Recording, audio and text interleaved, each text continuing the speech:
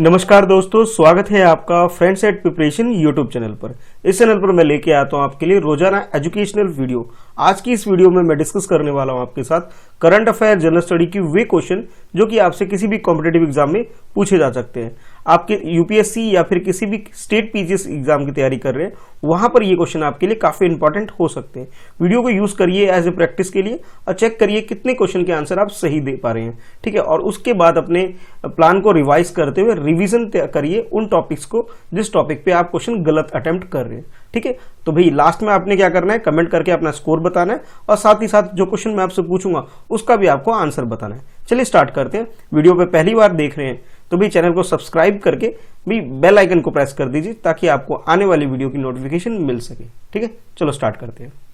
The Nagorno Karabakh region recently seen in the news is disputed territory between which two countries. आपको बताना है कि ये जो एरिया है, एक रीजन की बारे में बात की जा रही है जिसका नाम है नारगोनो काराबा। ये एक रीजन है और ये रीजन किसी की कारण की वजह से, कोई डिस्प्यूट की कारण की वजह से, यानी कि आप ये बोल सकते हो टेरिटरी डिस्प्यूट की वजह से दो कंट्री के बीच में काफी बना हुआ है और उसकी वजह से ये न्यूज में है। तो भाई ये कौन सी दो कंट्री है जिनके बीच में इस रीजन को लेकर के डिस्प्यूट चल रहा है, तो ये आपको चूज करना है कंट्री के नाम। ऑप्शन ए में आपसे बोला जा रहा है इजराइल और पैलेस्तीन के बीच में डिस्ट्रीब्यूटेड एरिया है, टेरिटरी है। ऑप्शन बी में आपसे बोला जा रहा है इंडिया और चाइना के बीच में डिस्ट्रीब्यूटेड एरिया है, नारगोनो और कारबाख, ये दो एरिया है। अच्छा, ऑप्शन सी में आपसे बोला जा रहा है चाइना और भूटान के बीच में डिस्ट्रीब्यूटेड एरिया है। और ऑप्शन डी में आपसे बोला जा रहा है आर्मेनिया और अजरबैजान के बीच में ये डिस्ट्रीब्यूटेड एरिया है, यानी कि ये लोग दो कंट्री है आपस में डिस्प्यूट कर रहे हैं, कुछ इनकी टसल सी चल रही है कि ये एरिया मेरा है, ये रीजन मेरा है, इस तरह की बात चल रही है। तो आपको वो कंट्री आइडेंटिफाई करते हुए अपना आंसर चूज करना है। चलिए क्वेश्चन को अटेम्प्ट कर लीजिए। तो इस क्वेश्चन की अगर करेक्ट आंसर की मैं बात करूं तो ऑप्शन डी इसका करेक्ट है, यानी कि ये जो है आर्मेनिया और अजरबैजान जो है ये दो कंट्री के बीच में डिस्ट्रीब्यूटेड एरिया है। देखिए अगर ये मैप को देखेंगे सेंट्रल एशिया, जैसे ये वर्ल्ड मैप आपको यहाँ पे दिखाई दे रहा होगा थोड़ा सा, इस वर्ल्ड मैप में अगर आप जाए यहाँ पे इंडिया है और इस एरिया में ऊपर यानी मिडल ईस्ट के थोड़ा ऊपर यानी कि वेस्टर्न एशिया की अगर हम बात करें और ईस्टर्न यूरोप वाला जो एरिया है उस जगह पे ये जो एरिया है यहाँ पे एक डिस्प्यूट चल रहा है दो कंट्री के बीच में, अजरबैजान के बीच में और आर्मेनिया के बीच में। आर्मेनिया और अजरबैजान के बीच में ये जो रेड वाला पोर्शन जो आप देख रहे हैं ये दोनों एरिया जहां डिस्प्यूट चल रहा है। और इन दोनों एरिया में से एक एरिया तो भाई ये मतलब ये नागोरोनो और दूसरा बाराकबाक, ये दो एरिया और ये दोनों कंट्री आपस में कहती हैं ये मेरा एरिया ये मेरा एरिया है, तो इन दोनों कंट्री के बीच में डिस्प्यूट है। तो करेक्ट आंसर हमारा जो हो जाएगा वो ऑप्शन डी हो जाएगा। अगर मैं इसकी थोड़ा सा बैकग्राउंड में जाके अगर आपको बताऊं तो ये जो एरिया हुआ करता था, यानी कि ये जो एरिया पहले आर्मेनिया और अजरबैजान ये दोनों ही पहले पार्ट हुआ करते थे, ट्रांसकोकेशिया के ये पार्ट हुआ करते थे, यानी कि आप ये बोल सकते हैं साउथ कॉसेशिया के ये लोग पार्ट हुआ करते थे। उस टाइम ये कंबाइंड एक रीजन हुआ करता था, बाद में इसे डिवाइड हो गया और अलग अलग कंट्री में जो ये डिवाइड हो गया आर्मेनिया और अजरबैजान बन गए, तो अब इनके बीच में ये डिस्प्यूट की वजह बन गई है। तो करेक्ट आंसर हमारा ऑप्शन डी हो गया। चलिए देखते हैं नेक्स्ट क्वेश्चन। नेक्स्ट क्वेश्चन में आपसे पूछा जा रहा है सैंडलवुड के बारे में। क्वेश्चन कुछ इस तरह से है, consider the following statement regarding red sandalwood. Red sandalwood के ध्यान में रखते हुए आपको बताना है कि कौन कौन से स्टेटमेंट करेक्ट है। ये फर्स्ट स्टेटमेंट है, ये सेकंड स्टेटमेंट है और ये थर्ड स्टेटमेंट है। ये तीन स्टेटमेंट है आपके पास, आपको चूज करना है कि करेक्ट स्टेटमेंट कौन सा है। फर्स्ट स्टेटमेंट में बोला जा रहा है red sandalwood is a endemic to western Himalaya India, यानी कि ये बोल सकते हो कि जो रेड सैंडलवुड जो एक तरह से वुड है, लकड़ी है, ये आज के टाइम पे एंडेमिक कंडीशन में पहुंच गई है। वेस्टर्न हिमालयन रीजन में ये वुड पाया जाता है, ऐसा आपसे फर्स्ट स्टेटमेंट बोला जा रहा है। और सेकंड स्टेटमेंट में आपसे बोला जा रहा है they usually grow under cool temperature climate, यानी कि ये जो वुड है, ये लकड़ी जो है, लाल लकड़ी आप बोल सकते हो, ये कूल टेम्परेचर यानी कि ठंडा टेम्परेचर यानी ठंडा मौसम जहां होता है, ऐसा जो क्लाइमेट होता है उस एरिया में ये ट्री जो होती है ग्रो करती है। सेकंड स्टेटमेंट में आपसे बोला जा रहा है। और थर्ड स्टेटमेंट में आपसे बोला जा रहा है it is known for its rich hues and therapeutic property, यानी कि आप ये बोल सकते हो कि ये अपने रिच कलर क्वालिटी की वजह से और दूसरा इसमें कह सकते हो एक तरह से मेडिसिन फीचर जो है इसके अंदर है, जिसकी वजह से ये काफी मतलब पॉपुलर है और इसकी वजह से ये जाना जाता है। तो आपको बताना है कि इसका करेक्ट आंसर क्या है। ये 3 स्टेटमेंट में से करेक्ट स्टेटमेंट आपको चूज करना है। तो ऑप्शन ए में आपसे बोला जा रहा है फर्स्ट स्टेटमेंट करेक्ट है और सेकंड स्टेटमेंट करेक्ट है। ऑप्शन बी में आपसे बोला जा रहा है सेकंड स्टेटमेंट और थर्ड स्टेटमेंट ये करेक्ट है। अगर ऑप्शन सी की बात करें तो ओनली थर्ड स्टेटमेंट ही करेक्ट है। और ऑप्शन डी की बात करें तो सारे स्टेटमेंट यानी कि वो A B C all statement correct है। तो करेक्ट स्टेटमेंट आपके अकॉर्डिंग क्या है, चलिए क्वेश्चन को अटेम्प्ट कर लीजिए। इस क्वेश्चन की अगर करेक्ट आंसर की बात करें तो ऑप्शन सी जो है हमारा वो करेक्ट है। ऑप्शन सी का मतलब ये है कि इस वुड जो ये लकड़ी की जो आप देख रहे हैं, ये जो पिक्चर आप देख रहे हैं वुड रेड कलर का जो वुड है और रेड कलर होने की वजह से इसे रेड सैंडलवुड भी बोला जाता है, ठीक है।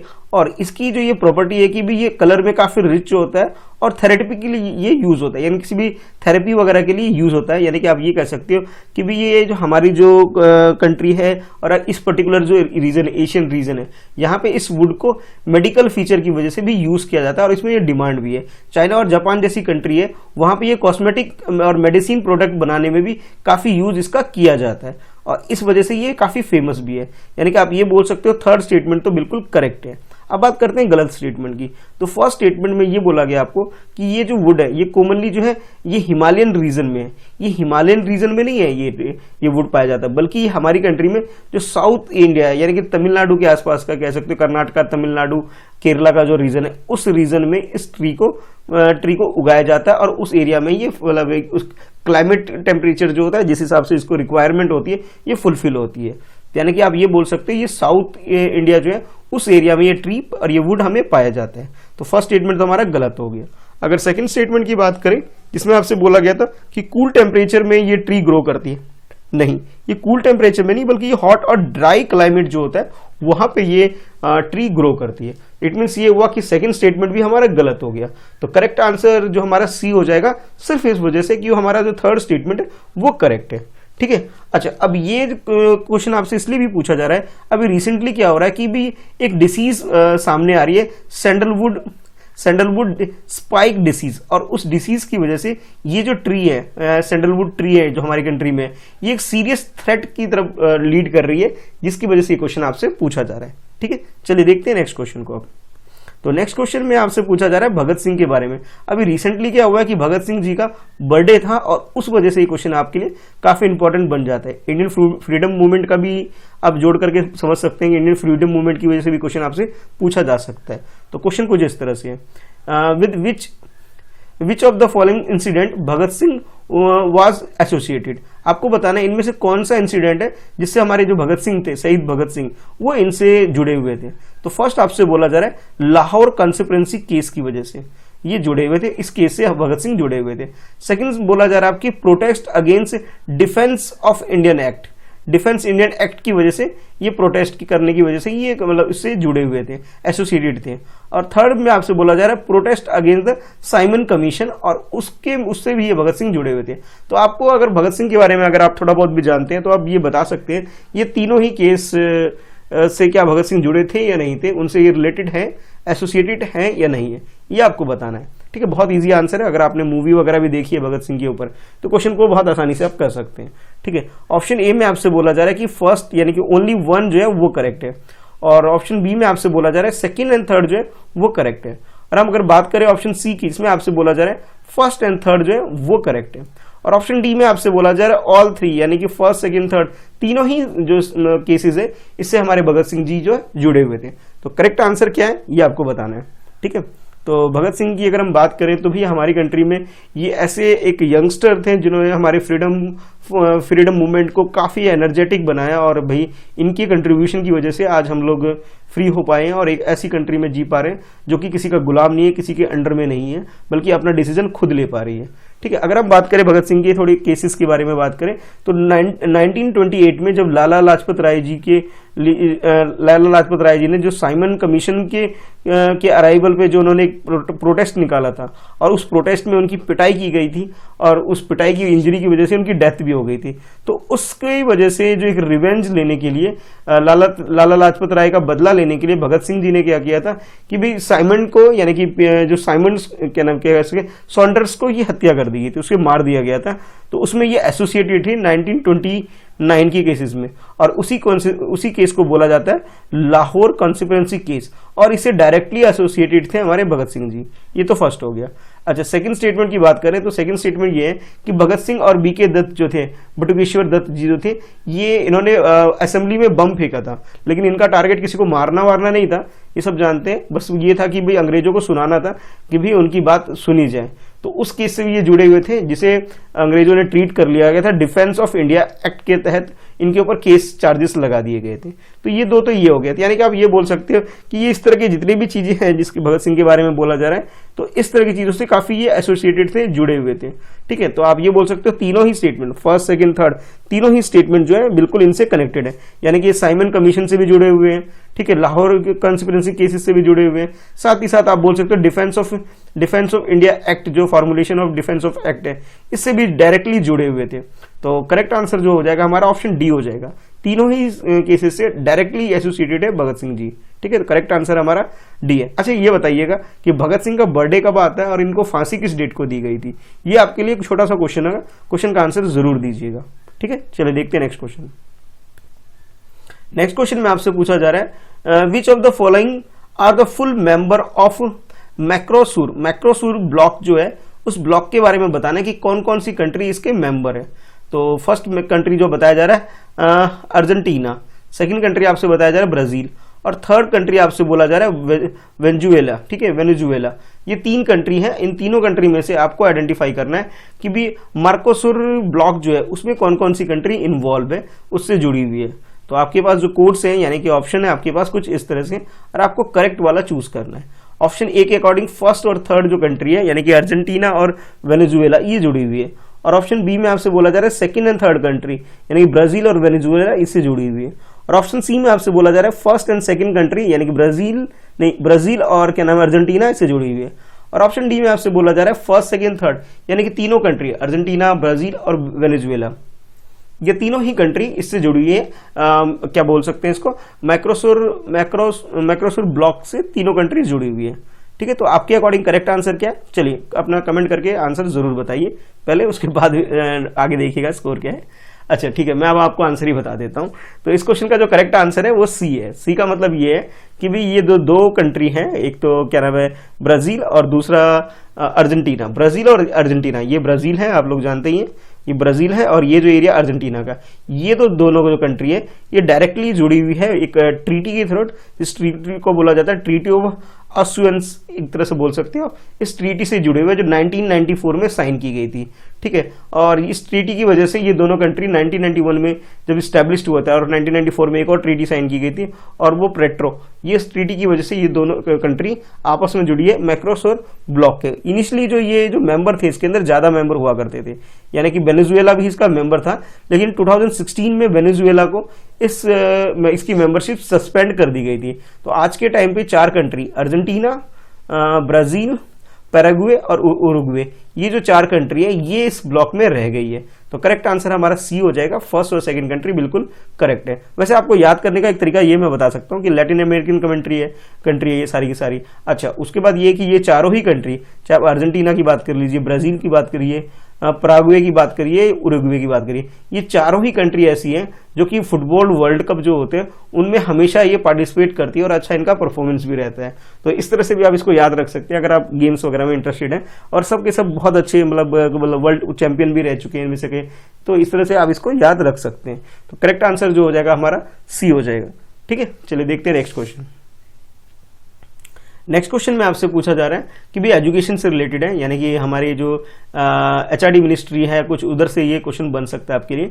क्या है क्वेश्चन, पढ़ते हैं फिर समझते हैं। Which of the following initiative are dedicated to the improve education in India. हमारी कंट्री में एजुकेशन को इम्प्रूव करने के लिए कौन कौन से इनिशिएटिव लिए गए इसके बारे में आपको बताना है। तो पहला इनिशिएटिव जो है वो है दीक्षा मोबाइल ऐप। ये दीक्षा मोबाइल ऐप क्या है इसके बारे में आपको बताना है। ठीक है, और सेकेंड आपसे बोला जा रहा है स्वयं प्रभाव, एक टॉपिक है, ये क्या है आपको बताना है। और नेक्स्ट आपके प्रगता गाइडलाइन। ठीक है, यानी कि ये तीनों चीजों के बारे में आपसे बोला जा रहा है कि हमारी कंट्री में एजुकेशन सिस्टम को बूस्ट करने के लिए ये 3 नई चीजें इनिशिएटिव लाई गई है। क्या ये बात सही है गलत है? आपको ये एजुकेशन की क्वालिटी को इंप्रूव करते हुए ध्यान में रखते हुए बताना है कि भाई ये बात जो है करेक्ट है या नहीं करेक्ट है। ठीक है, तो ऑप्शन ए के अकॉर्डिंग आपसे बोला जा रहा है कि दीक्षा ऐप जो है ये हमारी कंट्री में एजुकेशन को इम्प्रूव करने का काम कर रही है। ठीक है, मतलब ये बोल सकते हो आप। स्वयं प्रभा भी और प्रगता गाइडलाइन भी, इन तीनों को ध्यान में रखते हुए आपको आंसर चूज करना है। तो ऑप्शन ए में आपसे बोला जा रहा है फर्स्ट और सेकंड जो है ये दोनों जुड़ी हुई है हमारी कंट्री में एजुकेशन क्वालिटी को इम्प्रूव करने के लिए, यानी कि कह सकते हो एजुकेशन को डेडिकेटेड है ये दोनों चीजें। अच्छा, ऑप्शन बी में आपसे बोला जा रहा है कि फर्स्ट और थर्ड जो है ये एजुकेशन से जुड़ी हुई है, और ऑप्शन सी में आपसे बोला जा रहा है सेकंड एंड थर्ड जो है ये एजुकेशन से जुड़े हुए हैं, और ऑप्शन डी में आपसे बोला ये तीनों की तीनों जो है डायरेक्टली हमारी कंट्री में जो एजुकेशन सिस्टम है उनसे कहीं ना कहीं ये एसोसिएटेड है। तो भी आपको बताना है कि इनमें से कौन कौन सी चीजें ऐसी है जो एजुकेशन की क्वालिटी को इंप्रूव करने के लिए, यानी कि जैसे कोविड-19 चल रहा है तो उसके लिए इनिशिएटिव लिया गया है, आपको बताना है। ठीक है, चलिए क्वेश्चन को अटेम्प्ट कर लीजिए। अच्छा, मैं तो टीचर हूं, मुझे तो ये तीनों के बारे में काफी अच्छे से पता है, तीनों ही मैं यूज भी कर रहा हूं।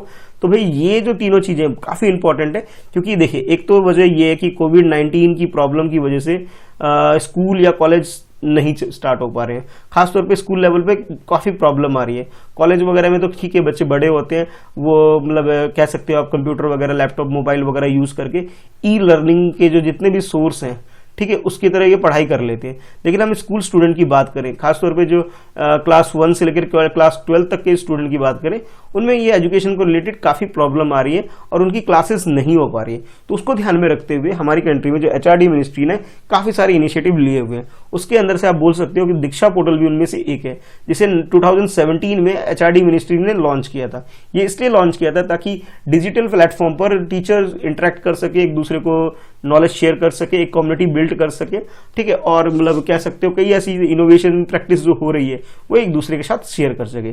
तो फर्स्ट है दीक्षा पोर्टल, जो कि एचआरडी मिनिस्ट्री का एक इनिशिएटिव है। अच्छा, दूसरी बात करते हैं केवीएस, यानी कि अपने संगठन की बात करता हूं मैं, केंद्रीय विद्यालय संगठन की। यानी कि केवीएस ने क्या किया अभी कि स्वयं प्रभा पोर्टल है, जो कि एक तरह से एक ऑनलाइन प्लेटफॉर्म है जहां पे डायरेक्टली डीटीएच के थ्रू, यानी कि फ्री जो चैनल होते हैं उसके थ्रू स्टूडेंट को क्लासेस प्रोवाइड की जा रही है। वहां पर बच्चों को एजुकेशन प्रोवाइड की जा रही है, क्लासेस दी जा रही है। जैसे आप ये यूट्यूब पर मेरा ये वीडियो देख रहे हैं, क्लासेस अटेंड कर रहे हैं, उसी तरह उनको टीवी पे भी कुछ कुछ प्रोग्राम उनके लिए डेडिकेटेड बनाए गए हैं, अब ये बोल सकते हैं। ठीक है, अब हम बात करते हैं थर्ड ही है प्रगता पोर्टल जो है ये मिनिस्ट्री ऑफ एचआरडी की तरफ से ही एक गाइडलाइन है कि भी इस जो पेंडेमिक सिचुएशन क्रिएट हो गई है इसमें किस तरह से एजुकेशन होनी चाहिए, ऑनलाइन या डिजिटल प्लेटफॉर्म पे कैसे पढ़ाना है, उसके रिगार्डिंग में गाइडलाइन प्रोवाइड की गई है एचआरडी मिनिस्ट्री के थ्रू। यानी कि आप ये बोल सकते हो तीनों ही स्टेटमेंट, फर्स्ट सेकंड थर्ड, तीनों ही स्टेटमेंट जो है बिल्कुल करेक्ट है। हमारी कंट्री में एजुकेशन क्वालिटी को इंप्रूव करने के लिए एक इनिशिएटिव की तरह इनको यूज किया जा रहा है। ठीक है, तो करेक्ट आंसर हमारा डी हो जाता है, फर्स्ट सेकंड थर्ड तीनों ही सही है। अच्छा, अगर आपको ये फुल फॉर्म जानना है इसका कि ये प्रगता का मतलब क्या है, तो इसका मतलब है कि प्लान, देखिए यहाँ पे plan, review, arrange, guide, talk, assign, track and appreciate, यानी कि ये छोटे छोटे वर्ड्स में इसे डिवाइड किया गया है। कहने का मतलब ये है कि डिजिटल एजुकेशन से रिगार्डिंग में एक गाइडलाइन है एचआरडी मिनिस्ट्री के थ्रू कि भी किस तरह से एजुकेशन प्रोवाइड की जाएगी। इसके अलावा कुछ और भी चीजें काफी यूजफुल आपके लिए भी हो सकती है, अगर आप एग्जाम की प्रिपरेशन कर रहे हैं तो आपके लिए भी काफी यूजफुल हो सकती है अगर इनमें से किसी भी पोर्टल को आप यूज करते हैं तो। देखिए स्वयं प्रभा क्या है, 32 चैनल हैं जिसके थ्रू स्कूल एजुकेशन के जितनी भी क्लासेस वगैरह होते हैं ये इनके लिए क्लासेस प्रोवाइड करने का काम करती है। अच्छा ठीक है, ये यू हो गया। उसके बाद अगर हम दीक्षा पोर्टल की बात करें, ये एक ई प्लेटफॉर्म है जहां पे आप बुक्स वगैरह, पीडीएफ फाइल वगैरह आपको मिल सकती है और कुछ वीडियो भी अवेलेबल आपको हो सकती है। बाकी रेडियो प्रोग्राम, ये तो इन तीनों की बात होगी। इसके अलावा कुछ और भी चीजें, एक है आकाशवाणी चैनल है, अगर आप लोगों ने सुना होगा तो आकाशवाणी के अंदर भी जैसे ज्ञानवाणी एक चैनल आता है, ज्ञानवाणी, जो कि टोटली डेडिकेटेड है एजुकेशन को लेकर के, तो वो भी एक इनिशिएटिव है। काफी साल से, 10-15 साल से तो मुझे सुनते सुनते हो गए हैं।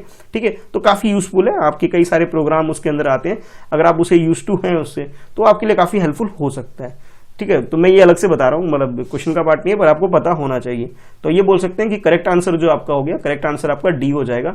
यानी क्वेश्चन कुछ इस तरह से है, recently in news Chandrasekhar limit refers to, यानी कि आपको ये बताना है कि ये चंद्रशेखर लिमिट है किस चीज को रेफर करता है। ऑप्शन ए के अकॉर्डिंग बोला जा रहा है the theoretical maximum mass of white dwarf star can have and still remain white dwarf. ये ड्वार्फ की बात की जाए, ड्वार्फ की अगर हम बात करें तो जैसे प्लूटो को डिक्लेयर कर दिया गया ड्वार्फ प्लैनेट, यानी कि जो बोना ग्रह होता है उसके बारे में बात की जा रही है कि उसमें मैक्सिमम मास जब होता है और वो व्हाइट बना रहता है, उसके बारे में है ये चंद्रशेखर लिमिट।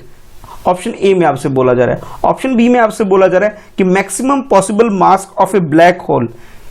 ऑप्शन सी में आपसे बोला जा रहा है the largest exploration of star that makes place in space, यानी कि आप ये बोल सकते हो कि चंद्रशेखर लिमिट का मतलब ये है कि स्पेस के अंदर जो लार्जेस्ट एक्सप्लोरेशन जो होता है, ठीक है, उसको बोला जाता है चंद्रशेखर लिमिट। और ऑप्शन डी के अकॉर्डिंग बोला जा रहा है the greatest stress that can be applied to a material without causing deformation, यानी किसी भी मटेरियल के ऊपर सबसे ज्यादा जो प्रेशर क्रिएट कर सकते हो, स्ट्रेस डाल सकते हो, उसके बारे में बोला जा रहा है, तो उसे चंद्रशेखर लिमिट को रेफर कर सकते हैं। तो इन चार ऑप्शन में से आपके अकॉर्डिंग करेक्ट ऑप्शन आपका क्या है?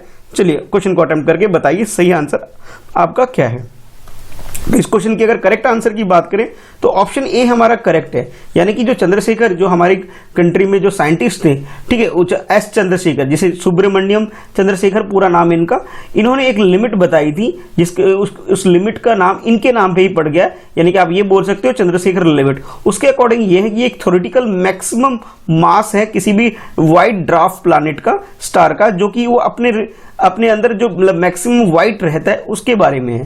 तो यानी कि आप ये बोल सकते हो कि करेक्ट आंसर जो हमारा हो जाएगा वो ऑप्शन ए हो जाएगा। देखते हैं नेक्स्ट क्वेश्चन। तो नेक्स्ट क्वेश्चन में आपसे पूछा जा रहा है with reference to India's artificial intelligence, जिसे शॉर्ट में हम एआई भी बोलते हैं, कंसीडर द फॉलोइंग स्टेटमेंट, यानी कि आर्टिफिशियल इंटेलिजेंस के ऊपर ये क्वेश्चन आपसे पूछा जा रहा है। आपके पास ये फर्स्ट स्टेटमेंट है, ये सेकंड स्टेटमेंट है, ये दो स्टेटमेंट आपको दे दिए गए। अब आपको ये बताना है कि भी करेक्ट स्टेटमेंट कौन सा है। स्टेटमेंट 1 में आपसे बोला जा रहा है the ministry of electronic and information technology has release the national strategy for artificial intelligence, यानी कि आर्टिफिशियल इंटेलिजेंस के ऊपर हमारी कंट्री में ministry of electronic information and technology ने एक स्ट्रेटजी रिलीज की है अभी रिसेंटली, इसके बारे में बोला जा रहा है। स्टेटमेंट 2 में आपसे बोला जा रहा है India has joined the global partnership on artificial intelligence as founding member, यानी कि आप ये बोल सकते हो कि हमारी कंट्री इंडिया ने अभी रिसेंटली इंटरनेशनल लेवल पर एक फोरम ज्वाइन किया है, कह सकते हैं एक पार्टनरशिप फोरम ज्वाइन किया है, जो कि आर्टिफिशियल इंटेलिजेंस के ऊपर है, और इंडिया इसका फाउंडर मेंबर भी बन गया है, जिसे शॉर्ट में आप GPAI बोल सकते हो, global partnership on artificial intelligence. तो ऑप्शन ए के अकॉर्डिंग बोला जा रहा है फर्स्ट स्टेटमेंट करेक्ट है, ऑप्शन बी के अकॉर्डिंग बोला जा रहा है सेकंड स्टेटमेंट करेक्ट है, ऑप्शन सी में बोला जा रहा है बोथ फर्स्ट एंड सेकंड दोनों स्टेटमेंट करेक्ट है, और ऑप्शन डी में आपसे बोला जा रहा है neither one not two. It means ये दोनों ही स्टेटमेंट क्या है? गलत है। तो करेक्ट स्टेटमेंट आपके अकॉर्डिंग क्या है? चलिए क्वेश्चन को अटेम्प्ट कर लीजिए। तो इस क्वेश्चन की अगर करेक्ट आंसर की बात करें तो ऑप्शन बी इसका करेक्ट है, यानी कि आप ये बोल सकते हो जो सेकंड स्टेटमेंट है वो करेक्ट है। आर्टिफिशियल इंटेलिजेंस क्या होता है कि हमारी कंट्री में या फिर वर्ल्ड वाइड अब क्या हो रहा है कि चीजें चेंजेस हो रही है, यानी कि टेक्नोलॉजी में काफी चेंजेस आ गए। जो ह्यूमन जो काम करते थे उन कामों को मशीन से अब करवाने पर ज्यादा फोकस किया जा रहा है, इसी चीज को आप कह सकते हो आर्टिफिशियल इंटेलिजेंस। अभी हमारी कंट्री में क्या हुआ रिसेंटली, नीति आयोग ने, यानी कि जो आप ministry of electronic and information technology बोला जा रहा है, उन्होंने नहीं बल्कि नीति आयोग ने, यानी कि आप बोल सकते हैं नीति आयोग ने एक स्ट्रेटजी लॉन्च की है जिसका नाम रखा है national strategy on artificial intelligence. उसी के बिहार पर ये क्वेश्चन आपसे पूछा जा रहा है, ठीक है, जो कि एजुकेशन सेक्टर पर, एग्रीकल्चर पर, हेल्थ केयर पर, ई कॉमर्स पर, फाइनेंस, टेलीकम्युनिकेशन, इन मेन जो ये फैक्टर, ये जो फील्ड है, इस फील्ड में आर्टिफिशियल इंटेलिजेंस का यूज किया जाएगा। इसके लिए एक प्लानिंग तैयार की गई है नीति आयोग के द्वारा, ठीक है। यानी कि आप ये बोल सकते हो जो फर्स्ट स्टेटमेंट 1 था आपका वो गलत हो गया। गलत होने की वजह ये है, इसे मिनिस्ट्री ऑफ कम्युनिकेशन टेक्नोलॉजी से कोई लेना देना नहीं है, बल्कि ये नीति आयोग ने ये प्लान रिलीज किया है। हाँ, अभी ये दूसरी स्टेटमेंट जो आपके पास है, यानी स्टेटमेंट 2 है, जिसमें यह बोला गया कि अभी इंडिया ने, यानी हमारी कंट्री ने ग्लोबल लेवल पर एक पार्टनरशिप पर साइन किया है, जिसे हम बोल सकते हैं global partnership on artificial intelligence, और हमारी कंट्री इसके फाउंडर मेंबर में से एक बन गई है। ये बात बिल्कुल करेक्ट है। तो करेक्ट आंसर हमारा बी हो गया, मतलब सेकंड स्टेटमेंट करेक्ट हो गया हमारा, ऑप्शन बी हमारा करेक्ट आंसर हो जाएगा। देखते हैं नेक्स्ट क्वेश्चन। नेक्स्ट क्वेश्चन में आपसे पूछा जा रहा है फॉरेन कंट्रीब्यूशन के बारे में, यानी कि आप ये बोल सकते हो हमारी कंट्री में दूसरी कंट्री से, यानी कि इंडिया के अंदर अदर देन इंडिया बाहर की कंट्री से जो फंड आता है उसके बारे में आपसे पूछा जा रहा है। यानी कि यूएसए से या फिर किसी और कंट्री से अगर कुछ पैसा आता है, यानी कोई करेंसी आती है, उसे आप बोल सकते हैं फॉरेन कंट्रीब्यूशन। तो उसके रिगार्डिंग में क्वेश्चन है आपसे कि with reference to foreign contribution regulation amendment act 2020 consider the following statement, यानी कि जो अभी जो अमेंडमेंट किया जा रहा है फॉरेन कंट्रीब्यूशन के जो हम रिसीव करते हैं उसके रिगार्डिंग में, ये आपके पास फर्स्ट स्टेटमेंट है और नीचे सेकंड स्टेटमेंट है। इन दोनों स्टेटमेंट को ध्यान में रखते हुए आपको बताना है कि करेक्ट स्टेटमेंट कौन सा है। स्टेटमेंट 1 में आपसे बोला जा रहा है it prohibit public servant from receiving foreign contribution, यानी कि जो लोग गवर्नमेंट जॉब में यानी गवर्नमेंट के किसी भी फील्ड से एसोसिएटेड है, पब्लिक सर्वेंट है, वो अब इंटरनेशनल करेंसी रिसीव नहीं कर सकते। आप ये बोल सकते हैं कि स्टेटमेंट 1 में बोला जा रहा है। स्टेटमेंट 2 में आपसे बोला जा रहा है it makes Aadhaar number mandatory for receiving foreign contribution, यानी कि बाहर से अगर कोई पैसा किसी को रिसीव करना है तो उसके लिए आधार नंबर मैंडेटरी हो गया है कि भी उसे मेंशन करना। ठीक है, ये स्टेटमेंट 2 है आपके लिए। इन दोनों स्टेटमेंट को ध्यान में रखते हुए आपको बताना है कि भी करेक्ट स्टेटमेंट कौन सा है। ऑप्शन ए में आपसे बोला जा रहा है फर्स्ट स्टेटमेंट करेक्ट है, ऑप्शन बी में आपसे बोला जा रहा है सेकंड स्टेटमेंट करेक्ट है, और ऑप्शन सी में आपसे बोला जा रहा है बोथ फर्स्ट और सेकंड दोनों ही स्टेटमेंट बिल्कुल करेक्ट है। अगर हम बात करें ऑप्शन डी की तो इसमें बोला जा रहा है neither one not two, it means ये दोनों ही स्टेटमेंट गलत है। तो करेक्ट स्टेटमेंट आपके अकॉर्डिंग क्या है, चलिए क्वेश्चन को अटेम्प्ट कर लीजिए। तो इस क्वेश्चन की अगर करेक्ट आंसर की बात करें तो दोनों ही स्टेटमेंट बिल्कुल करेक्ट है, यानी कि अगर हम किसी और कंट्री से, ठीक है, चाइना से रिसीव कर ले या फिर यूरोपियन कंट्री से डॉलर पौंड वगैरह या फिर यूरो वगैरह रिसीव कर रहे हैं या फिर डॉलर रिसीव कर रहे हैं, या कहने का मतलब ये है कि हमारी कंट्री में से बाहर से अगर कोई करेंसी आएगी तो उसके लिए अब ये हो गया कि उसके लिए नियम कानून थोड़े चेंज कर दिए गए, यानी कि आप ये बोल सकते हो फॉरेन कंट्रीब्यूशन रेगुलेशन एक्ट में कुछ अमेंडमेंट किए जा रहे हैं। 2010 में ये इनिशियली ये एक्ट आया था, अब क्या किया जा रहा है इसके अमेंडमेंट करके, यानी कि आप ये बोल सकते हो foreign contribution regulation amendment act 2010 को रेगुलेट करके इसे अब 2020 अमेंडमेंट एक्ट बनाया जा रहा है। और इसके अंदर ये प्रोविजन रखा गया है कि जो भी जितने भी बार पब्लिक सर्वेंट हैं, ठीक है, उनको अब बाहर से करेंसी रिसीव नहीं कर सकते, यानी कि आप उसके ऊपर एक तरह से कह सकते हो स्ट्रिक्टनेस लगाई जा रही है। साथ ही साथ ये भी डिसीजन लिया गया है कि जो लोग रिसीव कर रहे हैं उनको अब आधार नंबर शो करना, यानी कि आधार नंबर बताना मैंडेटरी हो गया है आपसे, यानी कि आप ये बोल सकते हो ये दोनों ही स्टेटमेंट आपके करेक्ट है। तो करेक्ट आंसर हमारा ऑप्शन सी हो गया। स्टेटमेंट 1 भी करेक्ट है, स्टेटमेंट 2 भी करेक्ट है। ठीक है, चलिए देखते हैं नेक्स्ट क्वेश्चन। नेक्स्ट क्वेश्चन में आपसे पूछा जा रहा है ज्ञानपीठ अवार्ड के बारे में, जैसे ज्ञानपीठ पुरस्कार भी आप बोल सकते हो, इसके बारे में क्वेश्चन पूछा जा रहा है, यानी कि ये एक लिटरेचर की फील्ड में दिया जाने अवार्ड के बारे में आपसे बात की जा रही है। क्वेश्चन कुछ इस तरह से है,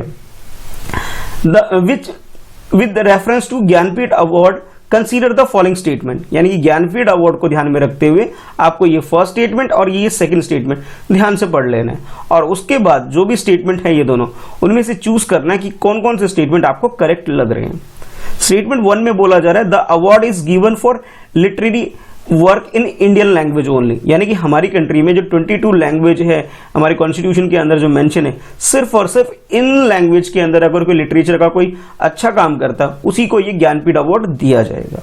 स्टेटमेंट 1 है। स्टेटमेंट 2 में बोला जा रहा है the award is open only for Indian citizen, यानी कि हमारी कंट्री के जो सिटीजन है सिर्फ और सिर्फ उन्हीं को यह अवार्ड दिया जाएगा, ये आप बोल सकते हो स्टेटमेंट 2 में आपसे बोला जा रहा है। तो ये दो स्टेटमेंट हो गए, दोनों स्टेटमेंट के अकॉर्डिंग आपको चूज करना है करेक्ट स्टेटमेंट कौन सा है। ऑप्शन ए में बोला जा रहा है फर्स्ट स्टेटमेंट करेक्ट है, ऑप्शन बी में बोला जा रहा है सेकंड स्टेटमेंट करेक्ट है, ऑप्शन सी में आपसे बोला जा रहा है बोथ, यानी कि फर्स्ट और सेकंड दोनों ही स्टेटमेंट करेक्ट है, और ऑप्शन डी में आपसे बोला जा रहा है नाइदर वन नॉर टू, यानी कि दोनों ही स्टेटमेंट ना वन करेक्ट है ना सेकंड करेक्ट है। तो भी करेक्ट स्टेटमेंट क्या है ये आपको चूज करना है अपने इस ऑप्शन में। तो इस क्वेश्चन की अगर करेक्ट आंसर की बात करूं मैं, तो इस क्वेश्चन का जो करेक्ट आंसर है वो है बी। बी का मतलब ये है कि ओनली सेकंड जो है स्टेटमेंट वो करेक्ट है, फर्स्ट स्टेटमेंट गलत है। अब गलत होने की वजह ये है कि जो ज्ञानपीठ अवार्ड है, ज्ञानपीठ अवार्ड जो कह सकते हो हमारी कंट्री में लिटरेचर की फील्ड में दिया जाने वाला ये हाईएस्ट अवार्ड है, ये बात आपको पता होना चाहिए। ठीक है, ये बात तो बिल्कुल करेक्ट है, लेकिन जो ये बोला गया कि सिर्फ और सिर्फ इंडियन लैंग्वेज में ही दिया जाता है, ये बात गलत है। इंडियन लैंग्वेज के साथ साथ इसमें इंग्लिश और ऐड कर दिया गया है, यानी कि आप ये कह सकते हो इंडियन लैंग्वेज के साथ साथ इंग्लिश के में भी अगर कोई लिटरेचर वर्क करता है तो उसे ये अवार्ड दिया जाएगा। यानी कि आप ये बोल सकते हो भी जो स्टेटमेंट 1 था आपका वो क्या हो गया, वो गलत हो गया। ओनली इंडियन लैंग्वेज नहीं है, इंडियन लैंग्वेज प्लस इंग्लिश, यानी कि इंग्लिश में भी जो कोई अच्छा काम करता है उसे भी अवार्ड दिया जाएगा। अभी क्या हुआ कि 2019 में एक ऑथर को, जो कि इंग्लिश राइटर हैं या इंग्लिश ऑथर है, उन्हें यह अवार्ड दिया गया है। अमिताभ घोष जो है फर्स्ट ऐसे अदर देन इंडियन लैंग्वेज के ऑथर बन गए हैं जिनको ज्ञानपीठ पुरस्कार दिया गया, और ये 54th अवार्ड दिया गया 2019 में। तो यानी कि आपको ये भी पता लग गया कि भी ये जो अवार्ड दिया जाता है, ये अवार्ड इंडियन लैंग्वेज में और इंग्लिश लैंग्वेज में अगर कोई अच्छा काम करता है हमारी कंट्री में, उसे ये अवार्ड दिया जाता है। साथ ही साथ आपको ये पता लग गया कि 54th अवार्ड किसको दिया गया, अमिताभ घोष को ये अवार्ड दिया गया। किस फील्ड में, तो वो समझ सकते हो आप, लिटरेचर के फील्ड में। ठीक है, यानी कि ये हो गया कि जो फर्स्ट स्टेटमेंट है वो थोड़ा गलत हो गया। अगर हम बात करें सेकंड स्टेटमेंट की, कि जिसमें ये बोला गया कि ओनली फॉर इंडियन सिटीजन, हाँ ये बात सही है बिल्कुल, यानी कि फॉरेनर को, यानी कि जो विदेशी होते उनको ये अवार्ड नहीं दिया जाता, सिर्फ इंडियन ओरिजिन के जो लोग हैं, यानी कि हम इंडियंस को ही ये लैंग्वेज, इस अवार्ड को दिया जाता है। ज्ञानपीठ पुरस्कार सिर्फ उनके लिए है। तो ये बोल सकते हो सेकंड स्टेटमेंट करेक्ट है, फर्स्ट स्टेटमेंट गलत है। थोड़ा और जान लेते हैं इस अवार्ड के बारे में। इस प्राइज में या इस अवार्ड में क्या होता है कि जिसे भी, जो भी ये रिसीव करता है अवार्ड, उसे 11 लाख रुपीस कैश प्राइज भी दिया जाता है। साथ ही साथ माँ सरस्वती की उसे ब्राउन्स की एक तरह से कह सकते हैं एक मूर्ति भी दी जाती है।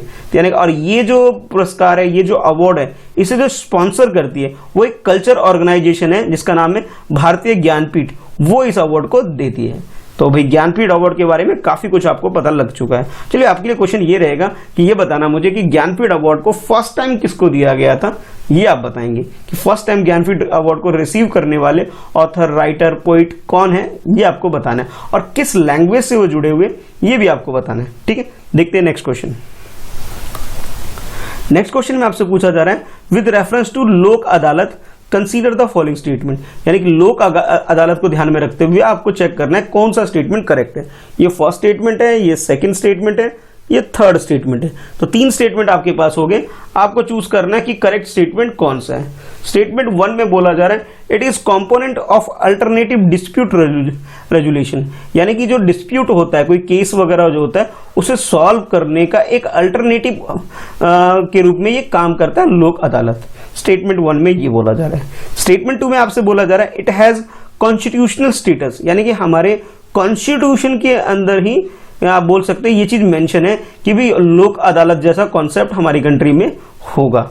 यानी कि आप ये बोल सकते हैं जब कॉन्स्टिट्यूशन बना था तब से ये एग्जिस्ट करता है हमारी कंट्री के अंदर। थर्ड स्टेटमेंट में आपसे बोला जा रहा है, it deal with only civil matter, यानी कि सिविल मैटर जो होते हैं सिर्फ उसी को डील करता है लोक अदालत।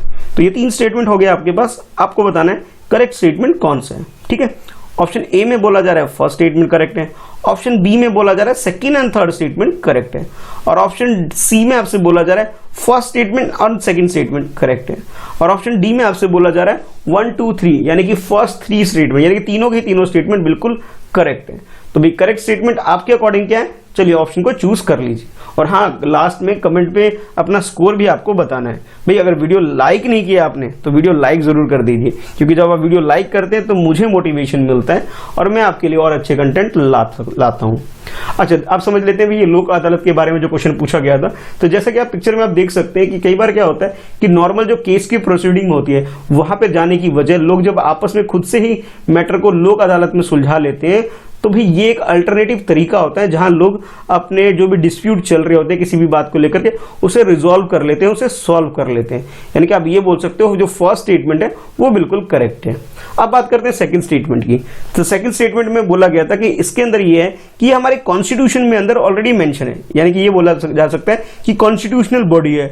नहीं, ये कॉन्स्टिट्यूशनल बॉडी नहीं है, बल्कि ये स्टैच्यूटरी बॉडी है। यानी कि इसे एक हमारी कंट्री में एक लॉ को पास करके इस लोक अदालत की स्थापना की गई है। यानी कि आप ये बोल सकते हो ये एक तरह का जो लॉ जो पास हुआ था, लीगल सर्विस अथॉरिटी एक्ट 1987 के तहत इसकी स्थापना की गई थी। ये एग्जिस्टेंट में हमारी कंट्री में आया था। तो सेकंड स्टेटमेंट जो हो गया वो गलत हो गया, और नालसा ही इसके अंदर काम करने वाली अथॉरिटी है। नालसा का मतलब है नेशनल लीगल सर्विस अथॉरिटी। ठीक है, अच्छा अब बात करते हैं थर्ड स्टेटमेंट की, जिसमें यह बोला गया था कि ओनली सिविल मैटर जो है सिर्फ उसी को डील करेंगे, सिविल मैटर के अलावा और किसी भी मैटर को डील नहीं करेंगे। नहीं, ऐसा नहीं है। ये सिविल के साथ साथ क्रिमिनल डिस्प्यूट भी अगर कोई चल रहा है उसको भी ये सॉल्व कर सकते हैं अल्टरनेटिव तरीके से। तो आप ये बोल सकते हो कि सेकंड स्टेटमेंट भी गलत है, थर्ड स्टेटमेंट भी गलत है।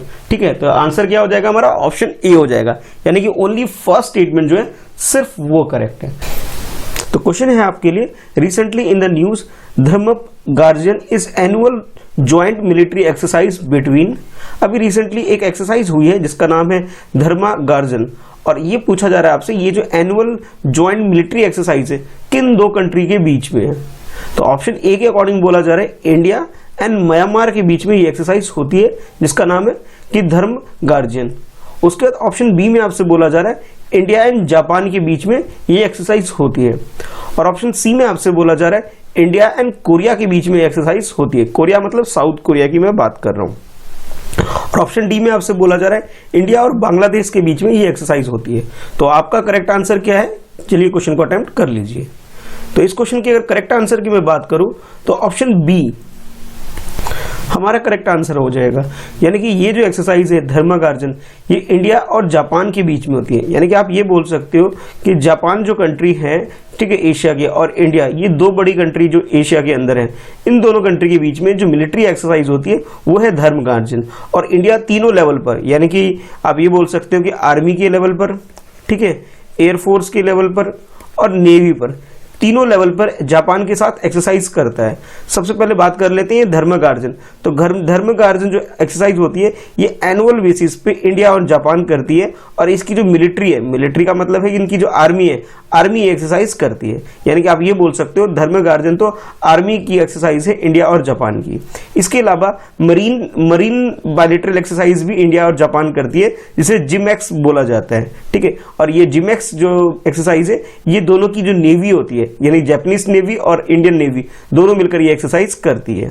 ठीक है, अभी रिसेंटली 2020 में इसका 4th एडिशन हुआ है। यानी कि आप ये बोल सकते हो जब से ये स्टार्ट हुआ है अभी तक इन्होंने 4th एडिशन ये एक्सरसाइज इन्होंने कंप्लीट की है सितंबर में।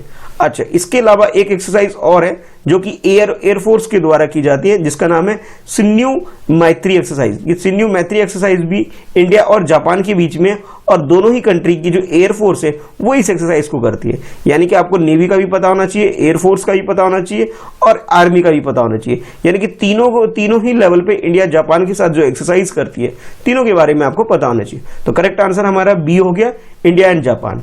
तो भी नेक्स्ट क्वेश्चन की तरफ बढ़ने से पहले मैं आपसे कहना चाहूंगा कि आप मेरा टेलीग्राम ग्रुप भी जरूर ज्वाइन कर लीजिए, जहां मैं आपको लेटेस्ट अपडेट देते रहता हूं सारे एग्जाम से रिलेटेड, और कुछ करंट अफेयर वगैरह के नोट्स वगैरह भी आपको वहां अवेलेबल मिल जाएंगे। तो लिंक डिस्क्रिप्शन में जिसे आप ज्वाइन कर सकते हैं। ठीक है, चलिए देखते हैं नेक्स्ट क्वेश्चन। नेक्स्ट क्वेश्चन में आपसे पूछा जा रहा है regarding the national medical commission, जिसे शॉर्ट में आप बोल सकते हो NMC, consider the following statement. यानी कि नेशनल मेडिकल कमीशन को ध्यान में रखते हुए कुछ स्टेटमेंट आपको गिवन है, और इन स्टेटमेंट के अकॉर्डिंग आपको चूज करना है कि करेक्ट स्टेटमेंट कौन सा है। ये फर्स्ट स्टेटमेंट है और इसके नीचे ये सेकंड स्टेटमेंट है। According to first statement, it is statutory body constituted to replace the medical council of India. यानी कि हमारी कंट्री के अंदर जो अगर हम बात करें एमसीआई की, यानी कि मेडिकल काउंसिल ऑफ इंडिया, जो कि एक गवर्नर बॉडी आप बोल सकते हैं, जो कि मेडिकल सेक्टर में, ठीक है, जितने भी काम होते हैं सब इसकी अथॉरिटी के अंदर ही काम होती है, और इसकी देखरेख करने का काम यही करती है मेडिकल काउंसिल ऑफ इंडिया। इसे रिप्लेस करने के लिए एक लॉ पास किया जा रहा है, और लॉ पास करके एक नई अथॉरिटी बनाई जा रही है जिसका नाम नेशनल मेडिकल कमीशन रखा जा रहा है, और जो मेडिकल काउंसिल ऑफ इंडिया को रिप्लेस कर देगी। ये फर्स्ट स्टेटमेंट में था। सेकंड स्टेटमेंट में आपसे बोला जा रहा है एनएमसी। एनएमसी मींस कि यहाँ पे ये है कि नेशनल मेडिकल कमीशन, कि NMC will function as the country's top regulator of the medical education. यानी कि हमारी कंट्री में जो डॉक्टर की पढ़ाई होती है, एक तरह से आप समझ सकते हैं कि मेडिकल स्टडीज जितनी भी होती है उसको रेगुलेट करने के लिए इस काउंसिल का गठन किया जा रहा है। इसका मेन फंक्शन होने वाला है। ठीक है, तो ये दो स्टेटमेंट हो गए। अब आपको चूज करना है इन दोनों स्टेटमेंट में से करेक्ट स्टेटमेंट कौन सा है। ऑप्शन ए के अकॉर्डिंग फर्स्ट स्टेटमेंट करेक्ट है, ऑप्शन बी के अकॉर्डिंग सेकंड स्टेटमेंट करेक्ट है, और ऑप्शन सी में आपसे बोला जा रहा है both first and second both the option are correct, and option D आपसे बोला जा रहा है neither one not two, it means दोनों ही स्टेटमेंट गलत है। तो आपके अकॉर्डिंग करेक्ट आंसर क्या है, यानी कि आपके हिसाब से इन दोनों स्टेटमेंट में से करेक्ट स्टेटमेंट कौन सा है ये आपको चूज करना है। तो इस क्वेश्चन का जो करेक्ट आंसर है वो है सी। सी का मतलब ये हुआ कि दोनों ही स्टेटमेंट, चाहे मैं फर्स्ट की बात करूं या सेकंड की बात करूं, दोनों ही करेक्ट है। यानी कि आप बोल सकते हो कि हमारी कंट्री में नेशनल मेडिकल काउंसिल जो है ये रिप्लेस करने वाली है मेडिकल काउंसिल ऑफ इंडिया को, यानी कि एमसीआई को रिप्लेस कर करके अब जो न्यू गवर्नेंस बॉडी जो आ जाएगी जो मेडिकल सेक्टर में जो रेगुलेट करने का काम करेगी वो है नेशनल मेडिकल काउंसिल। ठीक है, इसको रिप्लेस करके नया काम करने वाली है। अगर हम बात करें एमसीआई की, तो एमसीआई को 1934 में स्टैब्लिश किया गया था। इंडियन मेडिकल काउंसिल एक्ट 1933 के अकॉर्डिंग इसे स्टैब्लिश किया गया था और तब से ये हायर एजुकेशन यानी कि मेडिकल सेक्टर में हायर एजुकेशन और मेडिकल क्वालिफिकेशन को ध्यान में रखती थी और इससे रिलेटेड रिकॉग्निशन ये इंस्टीट्यूशन या ये कह सकते हो ये जो बोर्ड है ये इस पर काम करती थी। ठीक है, अच्छा अब जो होने वाला है, अब इसे रिप्लेस करके जो नई बॉडी आने वाली है उसका जो मेन फंक्शन होने वाला है वो कुछ इस तरह से है, यानी कि अब वो मेडिकल एजुकेशन पे फोकस करेगी, उसे अपग्रेड करने का, चाहे वो अपग्रेड करेगी, चाहे वो अंडर ग्रेजुएट की बात कर लीजिए चाहे वो पोस्ट ग्रेजुएट की बात कर लीजिए, यानी कि मेडिकल एजुकेशन को रेगुलेट करने का काम अब नेशनल मेडिकल काउंसिल करेगी। इसके अलावा जो भी स्टैंडर्ड हो गई उसको चेक करके उसे असेसमेंट करना और उसकी रेटिंग प्रोवाइड करने का भी काम ये इंस्टीट्यूशन करेगी। साथ ही साथ ये हमारी कंट्री के अंदर जो इथिकल प्रैक्टिस होती है उसको ध्यान में रखते हुए काम करेगी और कोई जो अनइथिकल वर्क हो रहा है उस पर रिस्ट्रिक्शन भी लगाने का इसके पास पूरा पावर होगा। तो आप ये बोल सकते हो दोनों स्टेटमेंट, फर्स्ट भी और सेकेंड भी, दोनों ही स्टेटमेंट करेक्ट है। तो करेक्ट आंसर आपका ऑप्शन सी हो गया।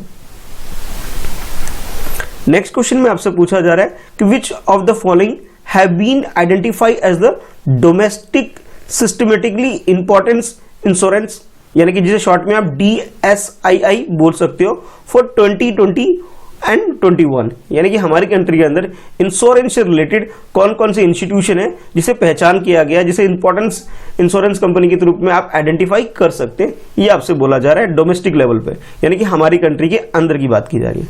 तो जो फर्स्ट इंस्टीट्यूशन है वो है द लाइफ इंश्योरेंस कॉर्पोरेशन, जिसे हम शॉर्ट में LIC भी बोलते हैं। ज्यादातर लोग जो LIC कराते हैं ना अपनी मतलब पॉलिसी वगैरह, उस इंस्टीट्यूशन की बात की जा रही है। उसके अलावा जो नेक्स्ट है general insurance corporation of India, यानी कि इंश्योरेंस करने वाली ये एक और इंस्टीट्यूशन है जिसे रिकॉग्नाइज किया गया है या फिर आइडेंटिफाई किया गया है।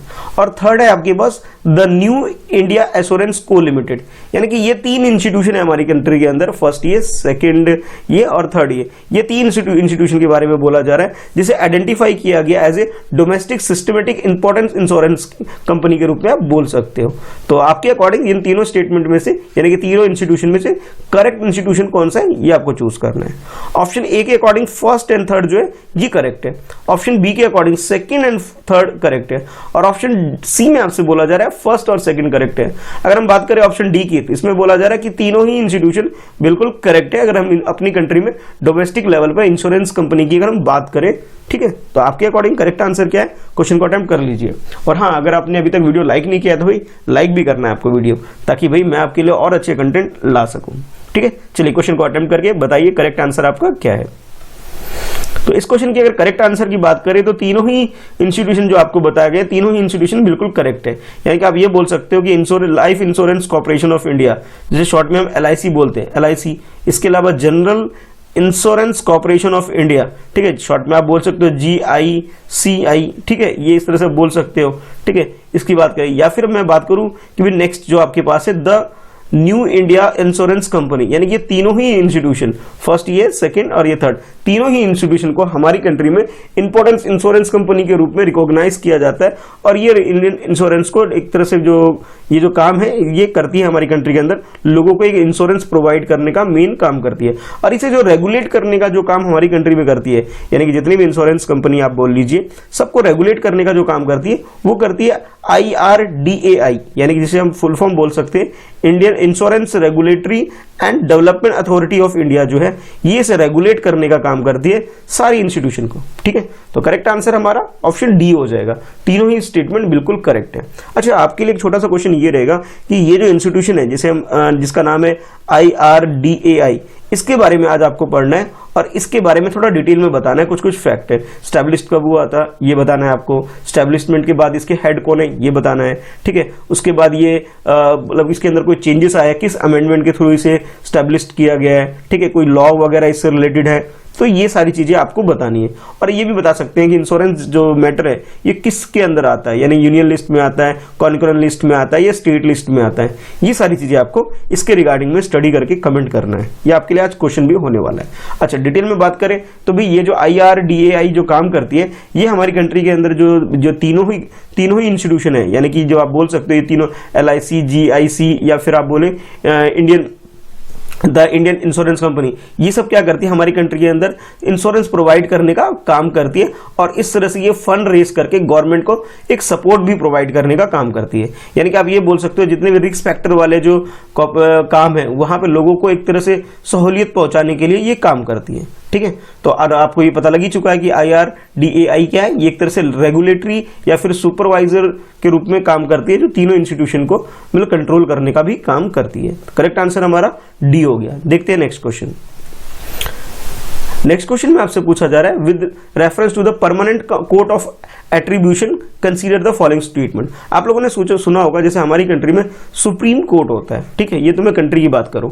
अगर मैं इंटरनेशनल लेवल पे बात करूं आपसे कि इंटरनेशनल लेवल पर कौन सी ऐसी इंस्टीट्यूशन है जो कि सारे लीगल मैटर को डील करती है, यानी कि आप ये बोल सकते हो इंटरनेशनल कोर्ट अगर हम किसी को बोले तो उसे बोला जाएगा कि भाई परमानेंट कोर्ट ऑफ आर्बिट्रेशन, ठीक है, उसे बोला जाता है। और इसके रिगार्डिंग में ही आपसे क्वेश्चन पूछा जा रहा है। यानी कि आप ये बोल सकते हो इंटरनेशनल लेवल पर जो हायर अथॉरिटी, एक तरह से कह लीजिए इंटरनेशनल कोर्ट के बारे में आपसे क्वेश्चन पूछा जा रहा है।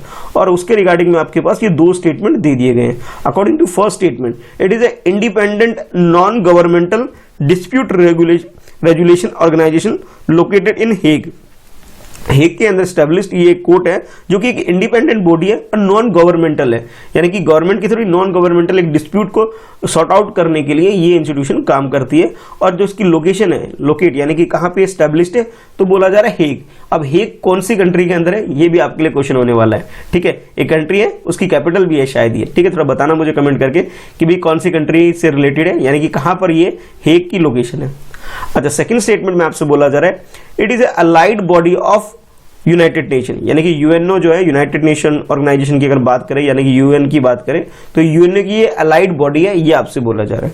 तो ये दो स्टेटमेंट आपके पास हो गए। आपको बताना है इन दोनों स्टेटमेंट में से करेक्ट स्टेटमेंट कौन सा है।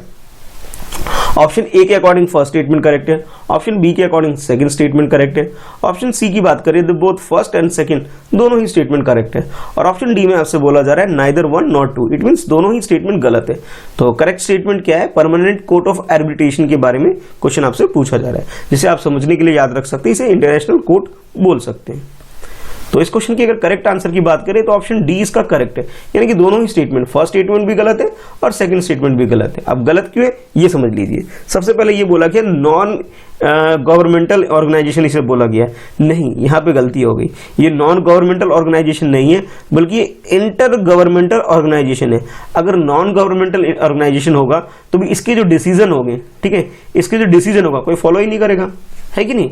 इसलिए गवर्नमेंट को भी गवर्नमेंट के रूप में कह सकते हो, जितनी भी इंटरनेशनल लेवल पे कंट्रीज हैं, या कंट्री को इंटरनेशनल लेवल पे स्टेट भी बोला जाता है, ठीक है। जितने भी इसके स्टेट मेंबर हैं, यानी कि जितनी भी कंट्री है, सब इसके लिए जो इसके भी जो भी डिसीजन होता है उसको बाइंड हो जाता है, उसको मानना इनके लिए जरूरी हो जाता है एक तरह से आप ये कहिए।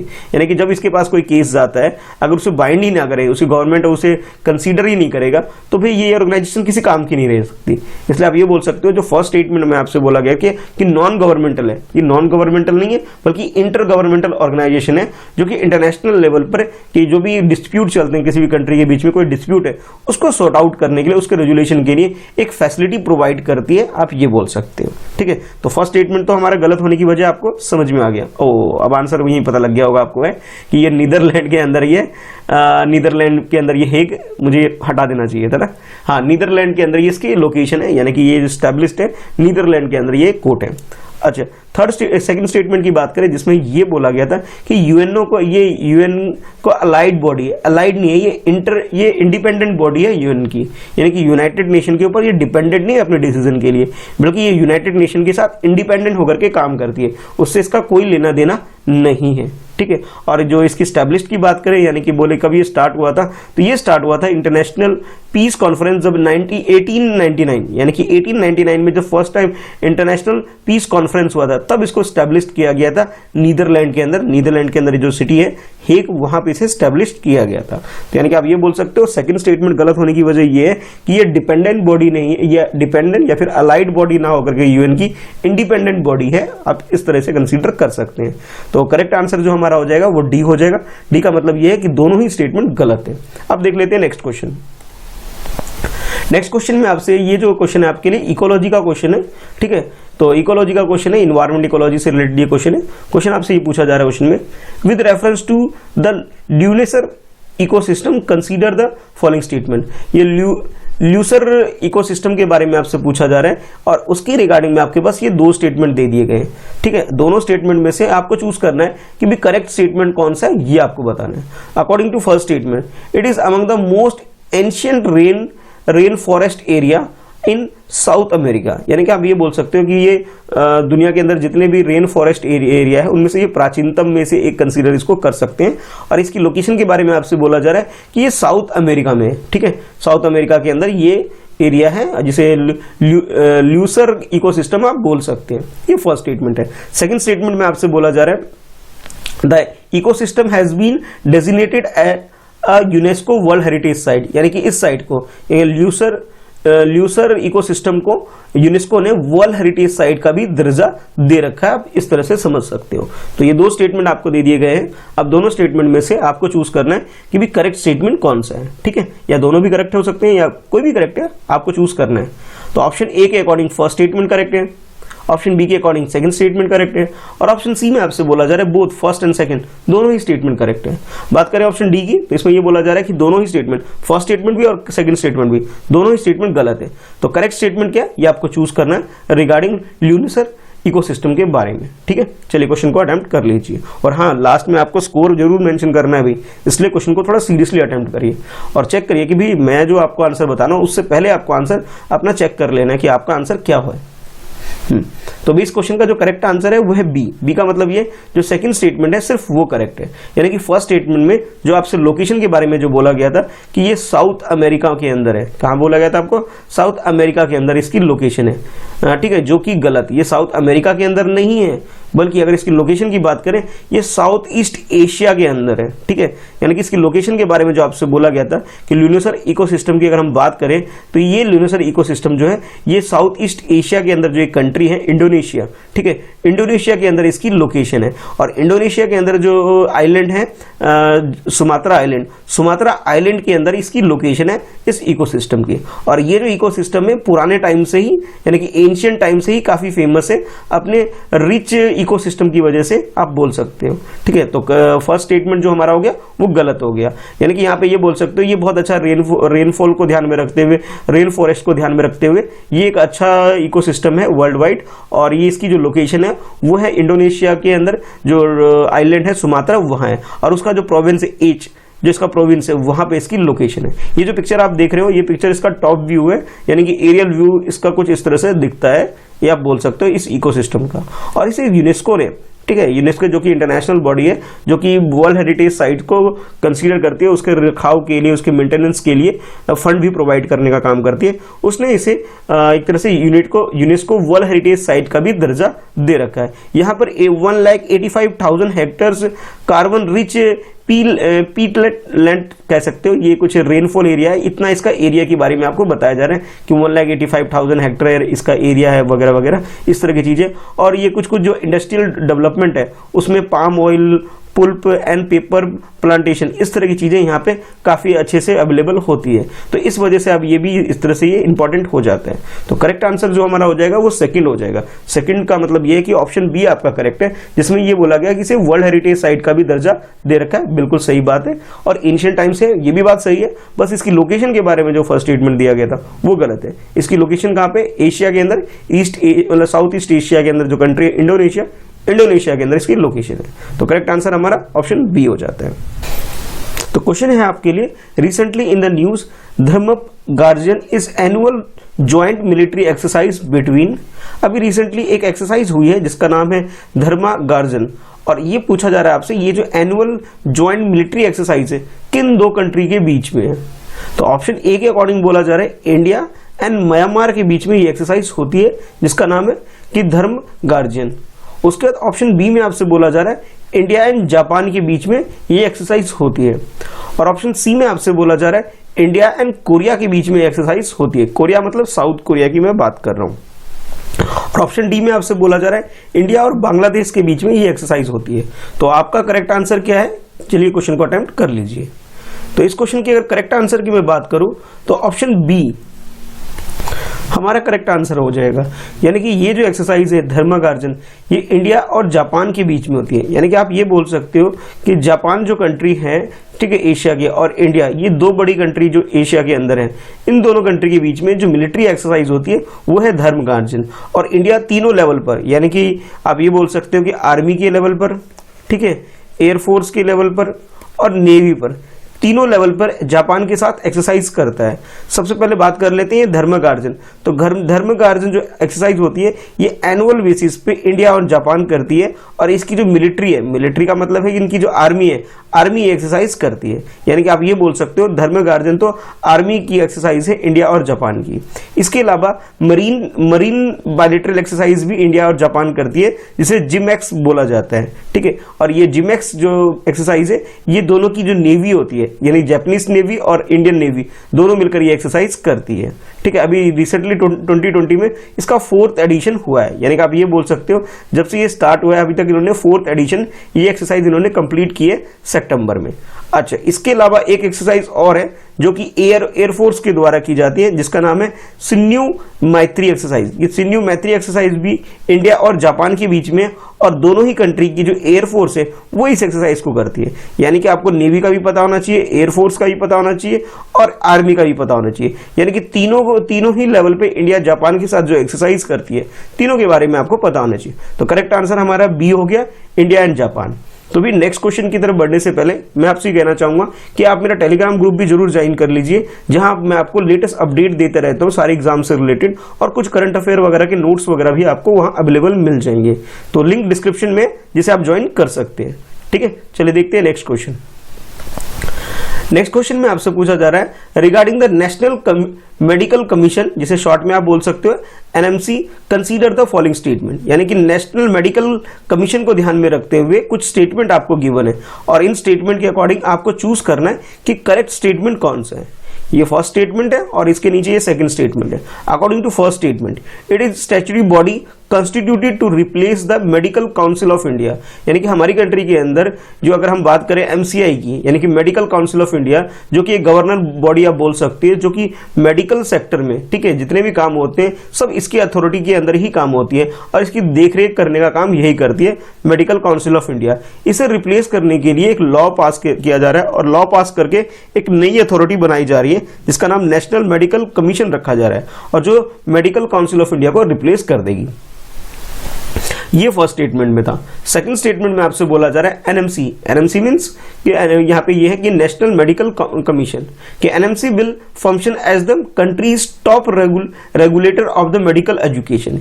यानी कि हमारी कंट्री में जो डॉक्टर की पढ़ाई होती है, एक तरह से आप समझ सकते हैं कि मेडिकल स्टडीज जितनी भी होती है उसको रेगुलेट करने के लिए इस काउंसिल का गठन किया जा रहा है। इसका मेन फंक्शन होने वाला है, ठीक है। तो ये दो स्टेटमेंट हो गए। अब आपको चूज करना है इन दोनों स्टेटमेंट में से करेक्ट स्टेटमेंट कौन सा है।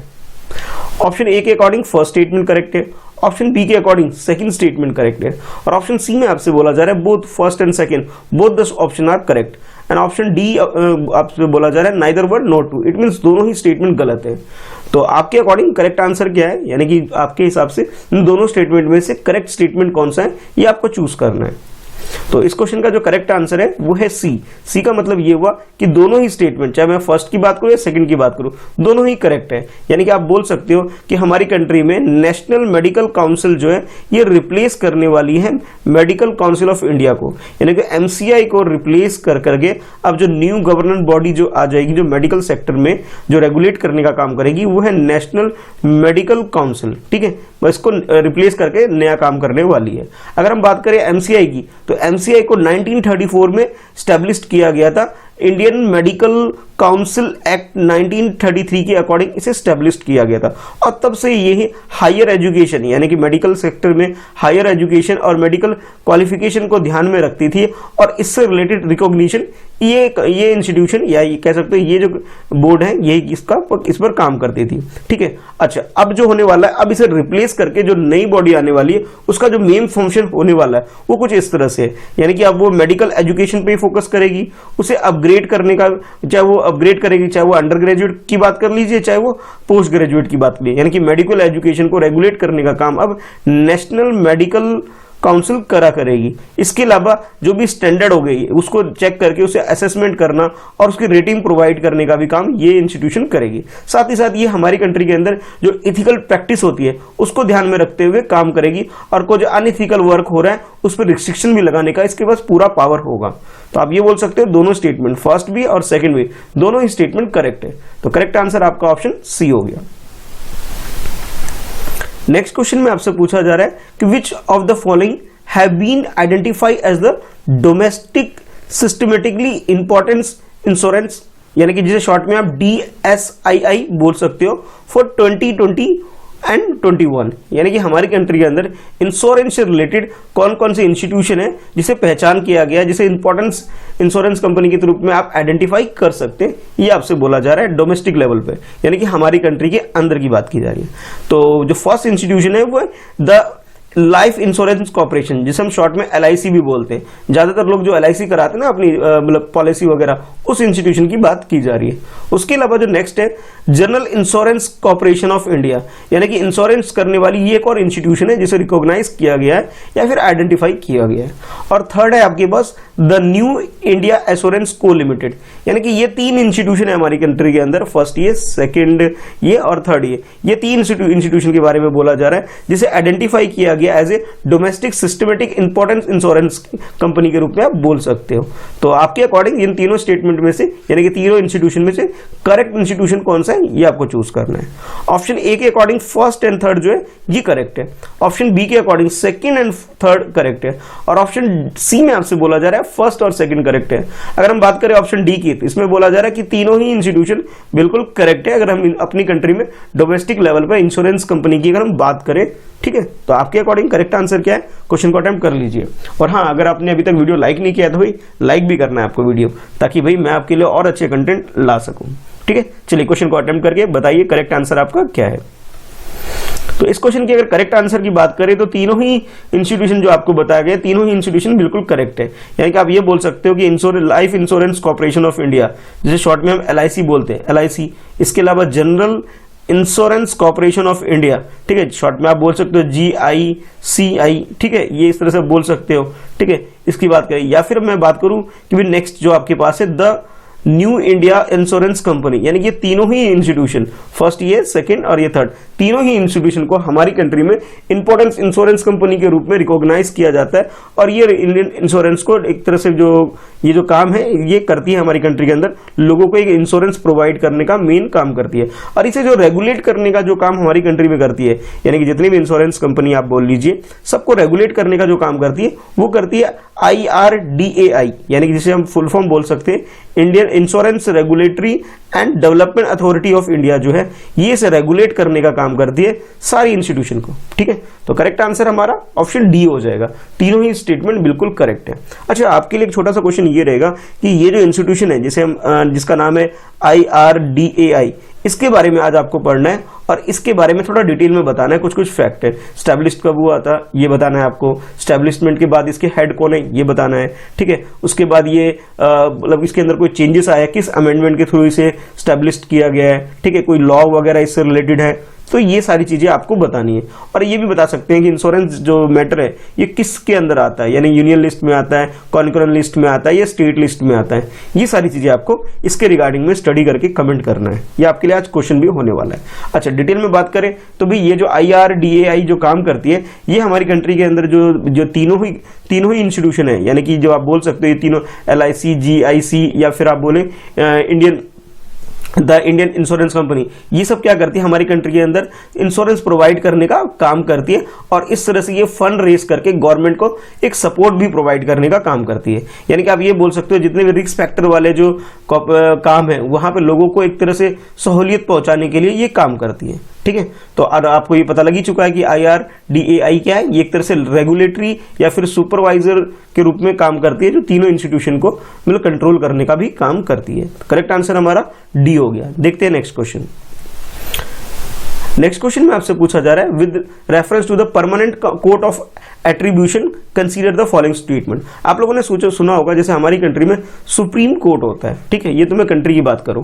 अगर मैं इंटरनेशनल लेवल पे बात करूं आपसे कि इंटरनेशनल लेवल पर कौन सी ऐसी इंस्टीट्यूशन है जो कि सारे लीगल मैटर को डील करती है, यानी कि आप ये बोल सकते हो इंटरनेशनल कोर्ट अगर हम किसी को बोले तो उसे बोला जाएगा कि भाई परमानेंट कोर्ट ऑफ आर्बिट्रेशन, ठीक है, उसे बोला जाता है। और इसके रिगार्डिंग में ही आपसे क्वेश्चन पूछा जा रहा है, यानी कि आप ये बोल सकते हो इंटरनेशनल लेवल पर जो हायर अथॉरिटी एक तरह से कह लीजिए इंटरनेशनल कोर्ट के बारे में आपसे क्वेश्चन पूछा जा रहा है। और उसके रिगार्डिंग में आपके पास ये दो स्टेटमेंट दे दिए गए हैं। According to first statement, it is a independent non governmental dispute resolution organisation located in Hague. Hague के अंदर स्टैब्लिश्ड ये एक कोर्ट है जो कि एक इंडिपेंडेंट बॉडी है और नॉन गवर्नमेंटल है, यानी कि गवर्नमेंट की थोड़ी नॉन गवर्नमेंटल एक डिस्प्यूट को सॉर्ट आउट करने के लिए ये इंस्टीट्यूशन काम करती है। और जो इसकी लोकेशन है, लोकेट यानी कि कहाँ पे स्टैब्लिश्ड है, तो बोला जा रहा है हेग। अब हेग कौन सी कंट्री के अंदर है, ये भी आपके लिए क्वेश्चन होने वाला है। ठीक है, एक कंट्री है, उसकी कैपिटल भी है शायद ये। ठीक है, थोड़ा बताना मुझे कमेंट करके कि भाई कौन सी कंट्री से रिलेटेड है, यानी कि कहाँ पर ये हेग की लोकेशन है। अच्छा, सेकंड स्टेटमेंट में आपसे बोला जा रहा है it is A allied body of United nation, यानी कि यूएनओ जो है यूनाइटेड नेशन ऑर्गेनाइजेशन की अगर बात करें, यानी कि यूएन की बात करें तो यूएनओ की ये अलाइड बॉडी है, ये आपसे बोला जा रहा है। तो ये दो स्टेटमेंट आपके पास हो गए, आपको बताना है इन दोनों स्टेटमेंट में से करेक्ट स्टेटमेंट कौन सा है। ऑप्शन ए के अकॉर्डिंग फर्स्ट स्टेटमेंट करेक्ट है, ऑप्शन बी के अकॉर्डिंग सेकंड स्टेटमेंट करेक्ट है, ऑप्शन सी की बात करें तो बोथ फर्स्ट एंड सेकंड दोनों ही स्टेटमेंट करेक्ट है, और ऑप्शन डी में आपसे बोला जा रहा है neither one not two, it means दोनों ही स्टेटमेंट गलत है। तो करेक्ट स्टेटमेंट क्या है, परमानेंट कोर्ट ऑफ आर्बिट्रेशन के बारे में क्वेश्चन आपसे पूछा जा रहा है, जिसे आप समझने के लिए याद रख सकते हैं, इसे इंटरनेशनल कोर्ट बोल सकते हैं। तो इस क्वेश्चन की अगर करेक्ट आंसर की बात करें तो ऑप्शन डी इसका करेक्ट है, यानी कि दोनों ही स्टेटमेंट, फर्स्ट स्टेटमेंट भी गलत है और सेकंड स्टेटमेंट भी गलत है। अब गलत क्यों है ये समझ लीजिए। सबसे पहले ये बोला गया नॉन गवर्नमेंटल ऑर्गेनाइजेशन, इसे बोला गया नहीं, यहाँ पे गलती हो गई। ये नॉन गवर्नमेंटल ऑर्गेनाइजेशन नहीं है बल्कि ये इंटर गवर्नमेंटल ऑर्गेनाइजेशन है। अगर नॉन गवर्नमेंटल ऑर्गेनाइजेशन होगा तो भी इसके जो डिसीजन होंगे, ठीक है, इसके जो डिसीजन होगा कोई फॉलो ही नहीं करेगा, है कि नहीं। इसलिए गवर्नमेंट को भी गवर्नमेंट के रूप में कह सकते हो, जितनी भी इंटरनेशनल लेवल पर कंट्रीज हैं या कंट्री को इंटरनेशनल लेवल पर स्टेट भी बोला जाता है, ठीक है, जितने भी इसके स्टेट मेंबर हैं, यानी कि जितनी भी कंट्री है सब इसके लिए जो इसके भी जो भी डिसीजन होता है उसको बाइंड हो जाता है, उसको मानना उनके लिए जरूरी हो जाता है एक तरह से आप ये कहिए। यानी कि जब इसके पास कोई केस जाता है, अगर उसे बाइंड ही ना करे, उसी गवर्नमेंट उसे कंसीडर ही नहीं करेगा, तो फिर ये ऑर्गेनाइजेशन किसी काम की नहीं रह सकती। इसलिए आप ये बोल सकते हो जो फर्स्ट स्टेटमेंट में आपसे बोला गया कि नॉन गवर्नमेंटल है, ये नॉन गवर्नमेंटल नहीं है बल्कि इंटर गवर्नमेंटल ऑर्गेनाइजेशन है, जो कि इंटरनेशनल लेवल पर कि जो भी डिस्प्यूट चलते हैं किसी भी कंट्री के बीच में, कोई डिस्प्यूट है उसको सॉर्ट आउट करने के लिए, उसके रेजुलेशन के लिए एक फैसिलिटी प्रोवाइड करती है, आप ये बोल सकते हो। ठीक है, तो फर्स्ट स्टेटमेंट तो हमारा गलत होने की वजह आपको समझ में आ गया।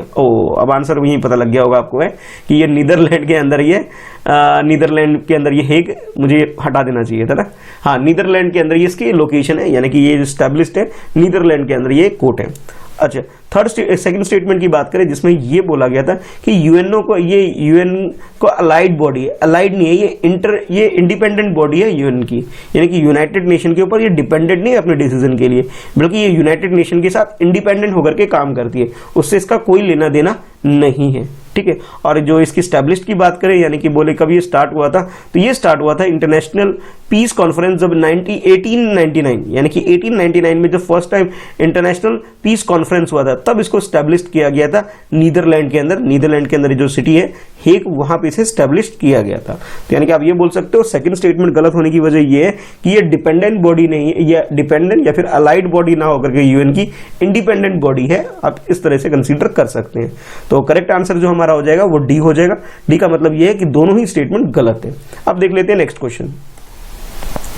नेक्स्ट क्वेश्चन में आपसे, ये जो क्वेश्चन है आपके लिए इकोलॉजी का क्वेश्चन है, ठीक है, तो इकोलॉजी का क्वेश्चन है, इन्वायरमेंट इकोलॉजी से रिलेटेड ये क्वेश्चन है। क्वेश्चन आपसे ये पूछा जा रहा है क्वेश्चन में, with reference to the Leuser ecosystem consider the following statement. ये ल्यूसर इकोसिस्टम के बारे में आपसे पूछा जा रहा है और उसके रिगार्डिंग में आपके पास ये दो स्टेटमेंट दे दिए गए हैं, ठीक है। दोनों स्टेटमेंट में से आपको चूज करना है कि भी करेक्ट स्टेटमेंट कौन सा है, ये आपको बताना है।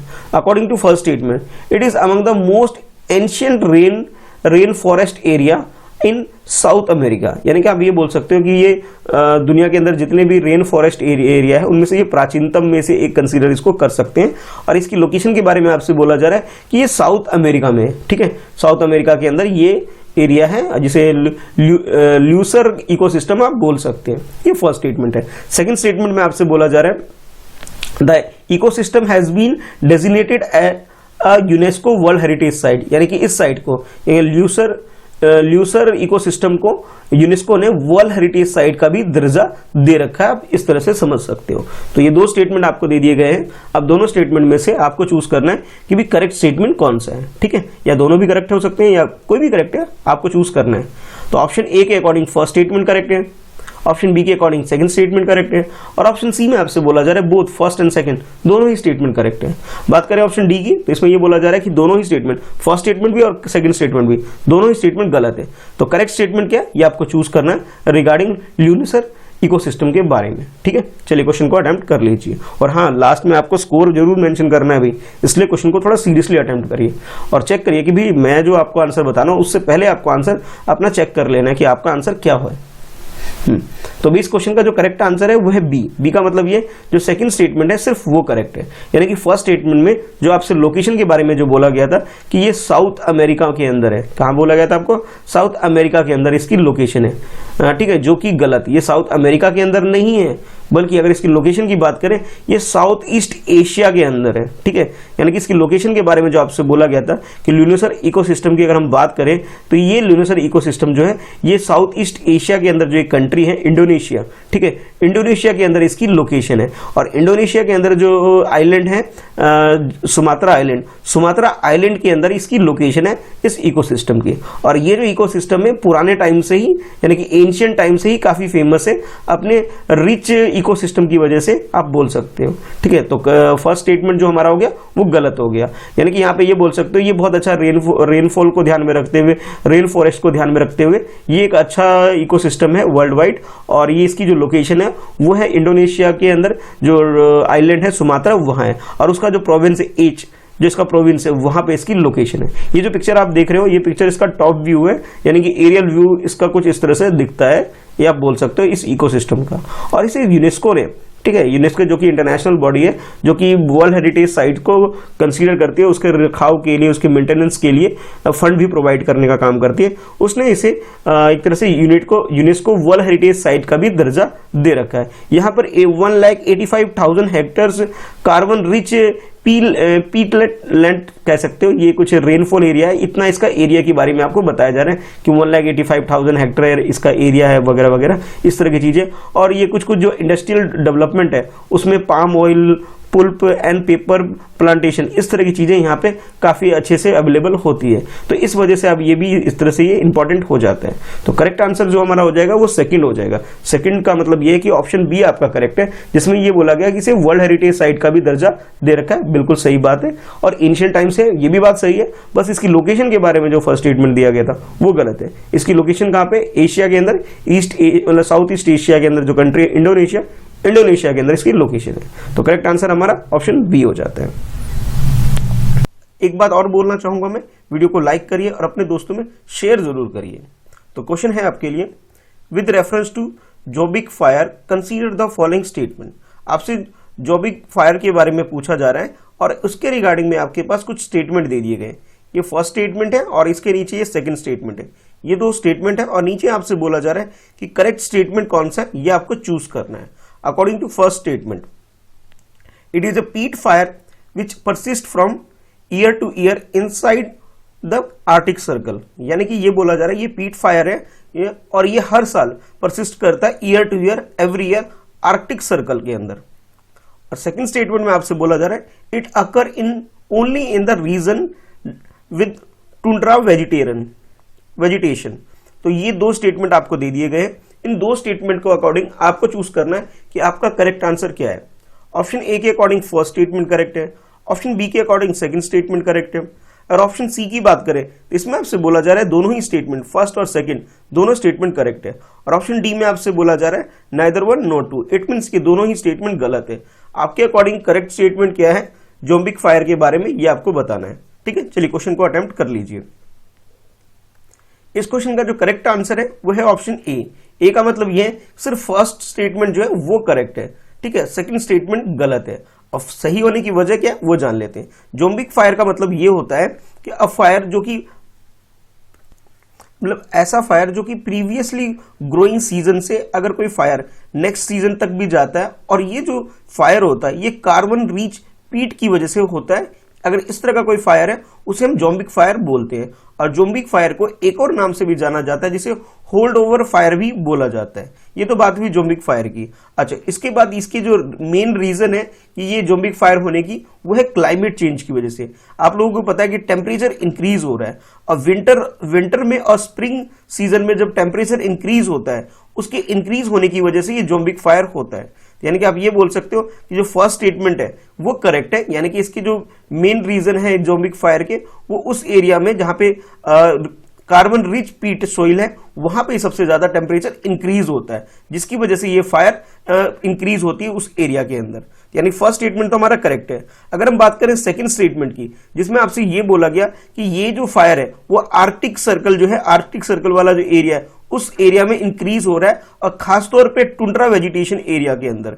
ये टुंड्रा वेजिटेशन एरिया के साथ साथ उसके आसपास जो एरिया होता है वहां भी इंक्रीज होता है। यानी कि आप ये बोल सकते हो टुंड्रा वेजिटेशन एरिया में ये लिमिटेड नहीं है, बल्कि उसके अलावा उसके आसपास के एरिया में भी ये इंक्रीज होता है। इट मीन्स ये हुआ जो सेकंड स्टेटमेंट हमारा वो तो गलत हो गया, फर्स्ट स्टेटमेंट बिल्कुल करेक्ट है। तो करेक्ट आंसर हमारा क्या हो गया, ऑप्शन ए हो जाएगा। देखते हैं नेक्स्ट क्वेश्चन। नेक्स्ट क्वेश्चन में आपसे पूछा जा रहा है with reference to index of industrial production consider the following statement. यानी कि आईआईपी जो होता है शॉर्ट फॉर्म में हम इसे बोल सकते हैं इंडेक्स ऑफ इंडस्ट्रियल प्रोडक्शन को, और इसके रिगार्डिंग में भी आपके पास यहां पर तीन स्टेटमेंट गिवन है। फर्स्ट स्टेटमेंट ये, सेकंड ये और थर्ड ये। According to first statement it is compiled and publish quarterly by the national statistical office, जिसे हम एनएसओ भी बोलते हैं। सेकंड स्टेटमेंट में आपसे बोला जा रहा है it is the composite indicator of three board sector namely mining, manufacturing, electricity. यानी कि आप ये बोल सकते हो कि भी ये जो इंडस्ट्रियल प्रोडक्शन का जो ये इंडेक्स तैयार किया जाता है जिसके अंदर मेनली तीन सेक्टर को इंक्लूड किया जाता है मेनली, जिसके अंदर माइनिंग, मैन्युफैक्चरिंग और उसके अलावा इलेक्ट्रिसिटी का सेक्टर इंक्लूड है। और थर्ड स्टेटमेंट में आपसे बोला जा रहा है कि base year for IIP calculation is 2014-15, यानी कि 2014-15 को बेस ईयर रखते हुए इसकी कैलकुलेशन की जाती है। तो ये तीन स्टेटमेंट हो गए, आपको बताना है कि करेक्ट स्टेटमेंट इन तीनों में से कौन सी, ये आपको चूज करना है। ऑप्शन ए के अकॉर्डिंग बोला जा रहा है फर्स्ट स्टेटमेंट और सेकंड स्टेटमेंट दोनों स्टेटमेंट करेक्ट है, और ऑप्शन बी में आपसे बोला जा रहा है ओनली सेकंड स्टेटमेंट करेक्ट है। अगर हम बात करें और स्टेटमेंट सेकंड एंड थर्ड की, तो ये ऑप्शन सी बन जाता है आपका, यानी कि ऑप्शन सी के according second and third statement correct है। और लास्ट ऑप्शन डी में आपसे बोला जा रहा है फर्स्ट, सेकंड एंड थर्ड ये तीनों ही स्टेटमेंट करेक्ट है। तो आपके अकॉर्डिंग करेक्ट स्टेटमेंट क्या है, चलिए क्वेश्चन को अटेम्प्ट कर लीजिए। तो इस क्वेश्चन की अगर करेक्ट आंसर की बात करें तो करेक्ट आंसर तो इसका बी है। अब जान लेते हैं ये एक्चुअल में आईआईपी यानी कि ये इंडस्ट्रियल प्रोडक्शन का जो इंडेक्स होता है इसके स्ट्रक्चर के बारे में जान लेते हैं। तो जैसा कि आपके क्वेश्चन में ही बोला गया था आपको कि मेनली तीन मेजर सेक्टर जो है इसको ये इंक्लूड करता है, जिसके अंदर इलेक्ट्रिसिटी, माइनिंग और मैन्युफैक्चरिंग होती है। अब इसको अगर फर्दर डिटेल में जाएं तो भी मैन्युफैक्चरिंग सेक्टर को भी टू पार्ट्स में डिवाइड किया गया है, इंडस्ट्रियल गुड्स के लिए और यूज्ड बेस्ड गुड्स के लिए, ठीक है। और उसके बाद भी आगे फर्दर इसे आगे डिवाइड किया गया है। तो ये तो आप इसका स्ट्रक्चर देख करके समझ सकते हैं कि आईआईपी का स्ट्रक्चर क्या है। आईआईपी मीन्स है कि इंडेक्स ऑफ इंडस्ट्रियल प्रोडक्शन। और अगर हम इसके इंडेक्स की बात करें तो ये इंडेक्स क्वार्टरली बेसिस पे नहीं निकाल करके ये मंथली बेसिस पे ये पब्लिश किया जाता है।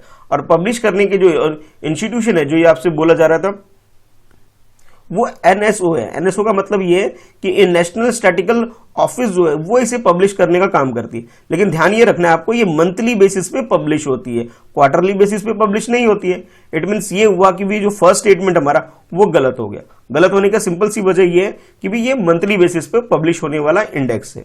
और इसके अंदर जो तीन मेजर सेक्टर जो मैंने आपको बताया, मैन्युफैक्चरिंग, माइनिंग और इलेक्ट्रिसिटी, ये तीन मेजर फैक्टर है, या फिर कह सकते हो ये तीन मेजर सेक्टर है जो इसके अंदर डाटा को पब्लिश करने में या डाटा को जो कवर करने का जो काम करती है, ये तीन मेजर सेक्टर करते हैं। तो इसका मतलब ये हुआ सेकेंड स्टेटमेंट जो है वो हमारा बिल्कुल करेक्ट है।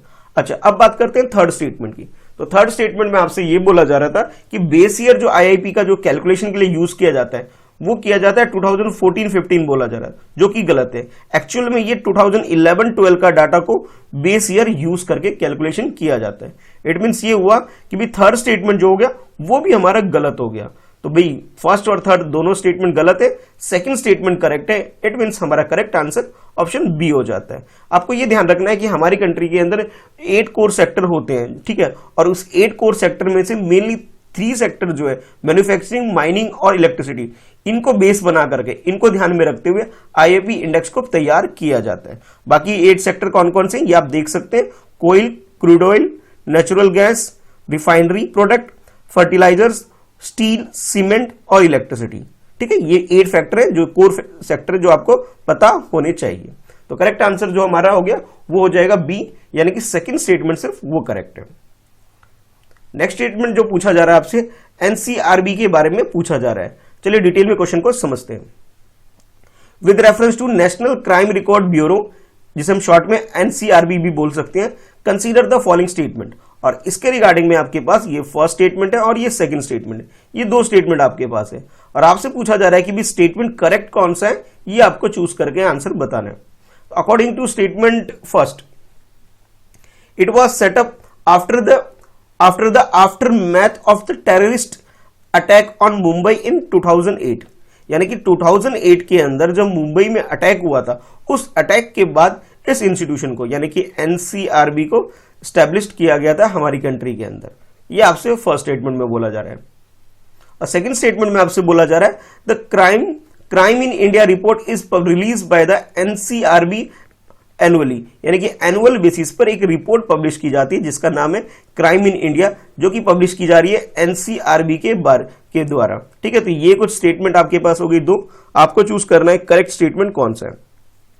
अकॉर्डिंग टू स्टेटमेंट 1 जो है आपके है, ये आपका ऑप्शन ए बन जाता है। अगर हम ऑप्शन बी की बात करें, इसमें आपसे बोला जा रहा है सेकंड स्टेटमेंट है वो करेक्ट है, और ऑप्शन सी में आपसे बोला जा रहा है कि फर्स्ट और सेकंड दोनों ही स्टेटमेंट बिल्कुल करेक्ट है, और ऑप्शन डी में आपसे बोला जा रहा है नाइदर 1 नॉट 2। इट मींस ये दोनों ही स्टेटमेंट गलत है। तो करेक्ट स्टेटमेंट क्या है, ये आपको आंसर चूज करना है। चलिए क्वेश्चन को अटेम्प्ट करिए और बताइए सही आंसर इसका क्या है। तो इस क्वेश्चन की अगर करेक्ट आंसर की बात करें तो करेक्ट आंसर इसका बी है, यानी कि ओनली सेकंड जो स्टेटमेंट है वो करेक्ट है, फर्स्ट स्टेटमेंट गलत है। गलत होने की वजह ये है जो आपसे ये बोला गया कि 2008 में मुंबई में जो अटैक हुआ था उसके बाद एनसीआरबी को स्टैब्लिश किया गया था, ये बात गलत है। एनसीआरबी की जो स्टैब्लिश हुई थी वो हो गई थी 1981 की एक रिकमेंडेशन आई थी नेशनल पुलिस कमीशन के द्वारा कि भी ये रिकमेंडेशन आई थी, और उस रिकमेंडेशन को ध्यान में रखते हुए 1986 में से स्टैब्लिश कर दिया गया था हमारी कंट्री के अंदर। यानी कि आप ये बोल सकते हो कि फर्स्ट स्टेटमेंट की गलत होने की वजह ये है कि भी इसकी स्टैब्लिशमेंट के बारे में जो आपसे इंफॉर्मेशन दी गई है स्टेटमेंट 1 में वो गलत है, बल्कि इसका जो स्टैब्लिश्ड हो गया था 1986 में ही ये स्टैब्लिश्ड हो गया था हमारी कंट्री में, recommendation of national police commission, जो कि 1977-1981 का जो रिकमेंडेशन आया था उसके अंदर। यानी कि आप ये बोल सकते हो इसे ministry of home affair task force के अंदर ही से इंक्लूड कर लिया गया था। तो फर्स्ट स्टेटमेंट तो गलत हो गया। अच्छा, अब बात करते हैं सेकंड स्टेटमेंट की। तो सेकंड स्टेटमेंट में आपसे जो बोला जा रहा था कि एनसीआरबी जो है ये एक इंडेक्स या एक रिपोर्ट पब्लिश करती है जिसका नाम है क्राइम इन इंडिया रिपोर्ट। ये बात बिल्कुल सही है, ये रिपोर्ट ये पब्लिश करने का काम करती है, और ये जो पब्लिश हो रही है ये 1953 से एनुअल बेसिस पे हर साल ये पब्लिश होती है, जो कि एक क्रूशियल टूल है हमारी कंट्री में समझने के लिए कि लॉ एंड ऑर्डर की सिचुएशन क्या है।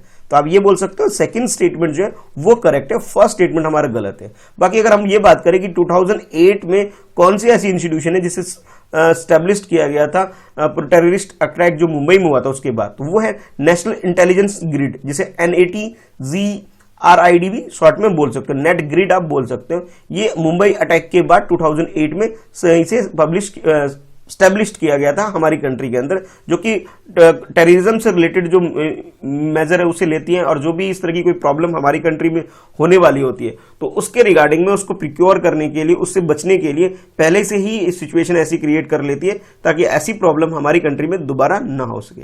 तो करेक्ट आंसर जो हो जाए वो हो गया हमारा बी हो गया, यानी कि सेकेंड स्टेटमेंट ही सिर्फ करेक्ट है। देखते हैं नेक्स्ट क्वेश्चन।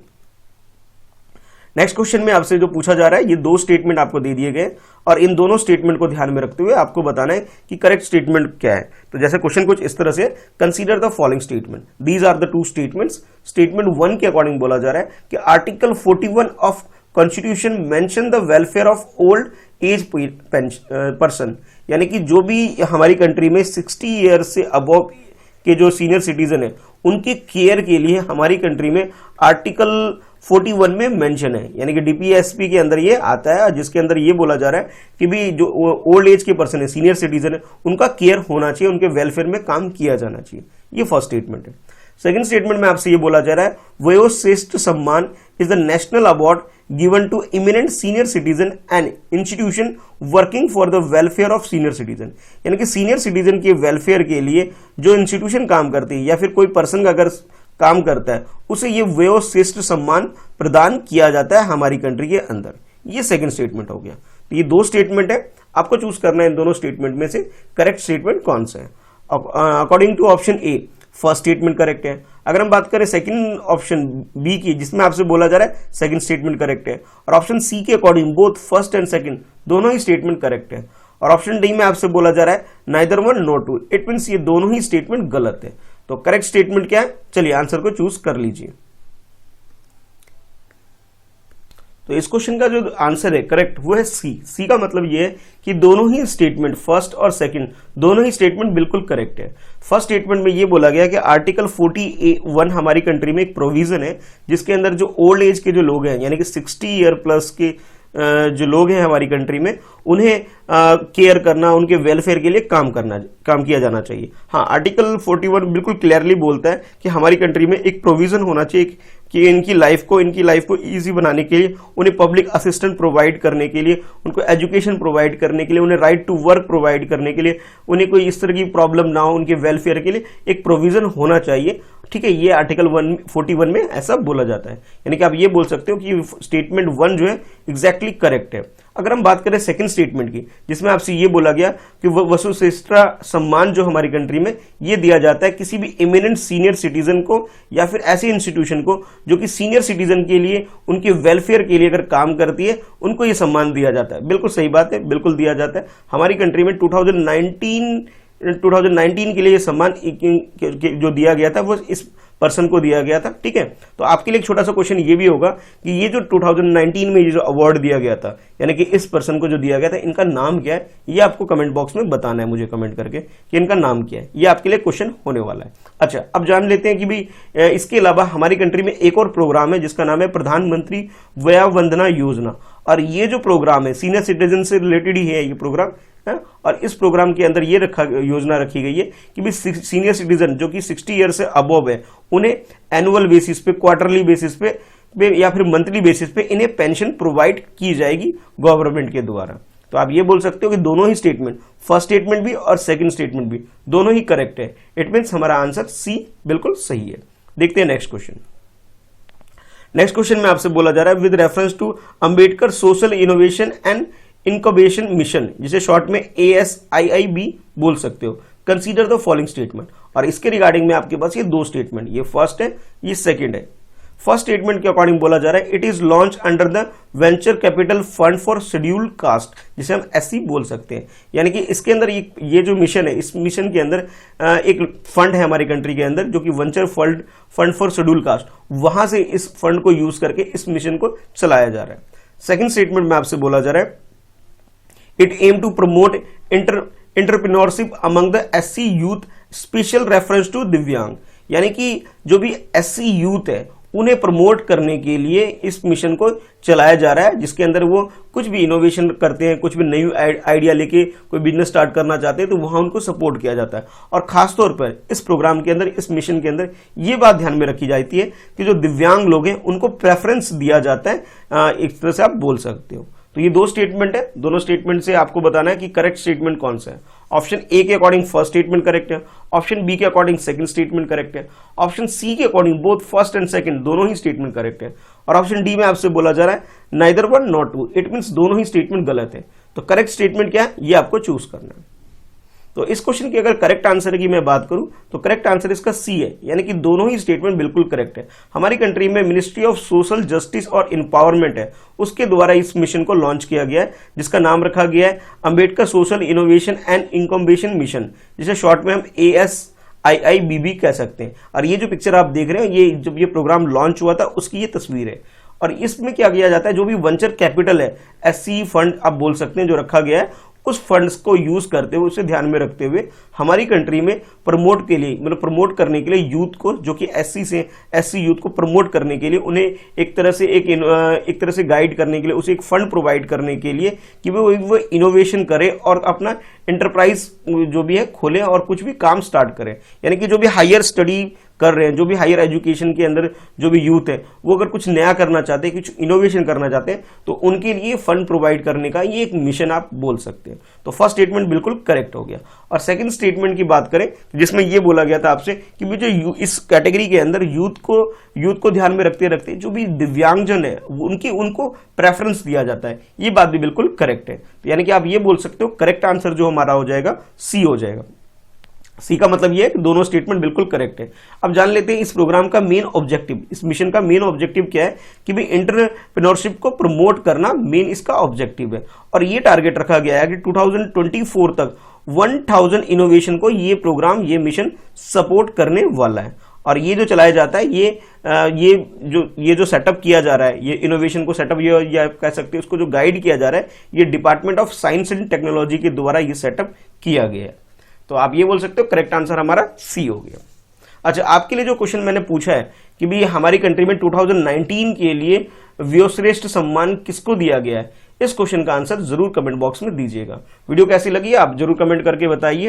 अगर आप YouTube पर इस वीडियो को देख रहे हैं तो चैनल सब्सक्राइब करके बेल आइकन को प्रेस कर दीजिए ताकि आपको रोजाना इस तरह की वीडियो की नोटिफिकेशन मिल जाए। अगर आप फेसबुक पेज पे देख रहे हैं तो वीडियो को लाइक करिए और मेरे इस पेज को फॉलो करिए ताकि आपको रोजाना नोटिफिकेशन मिल सके इस वीडियो के लिए। ठीक है, कोई सजेशन हो तो वो भी आप कमेंट करके बता सकते हैं। ठीक है, चलिए मिलते हैं नेक्स्ट वीडियो में। आज के लिए इतना ही है।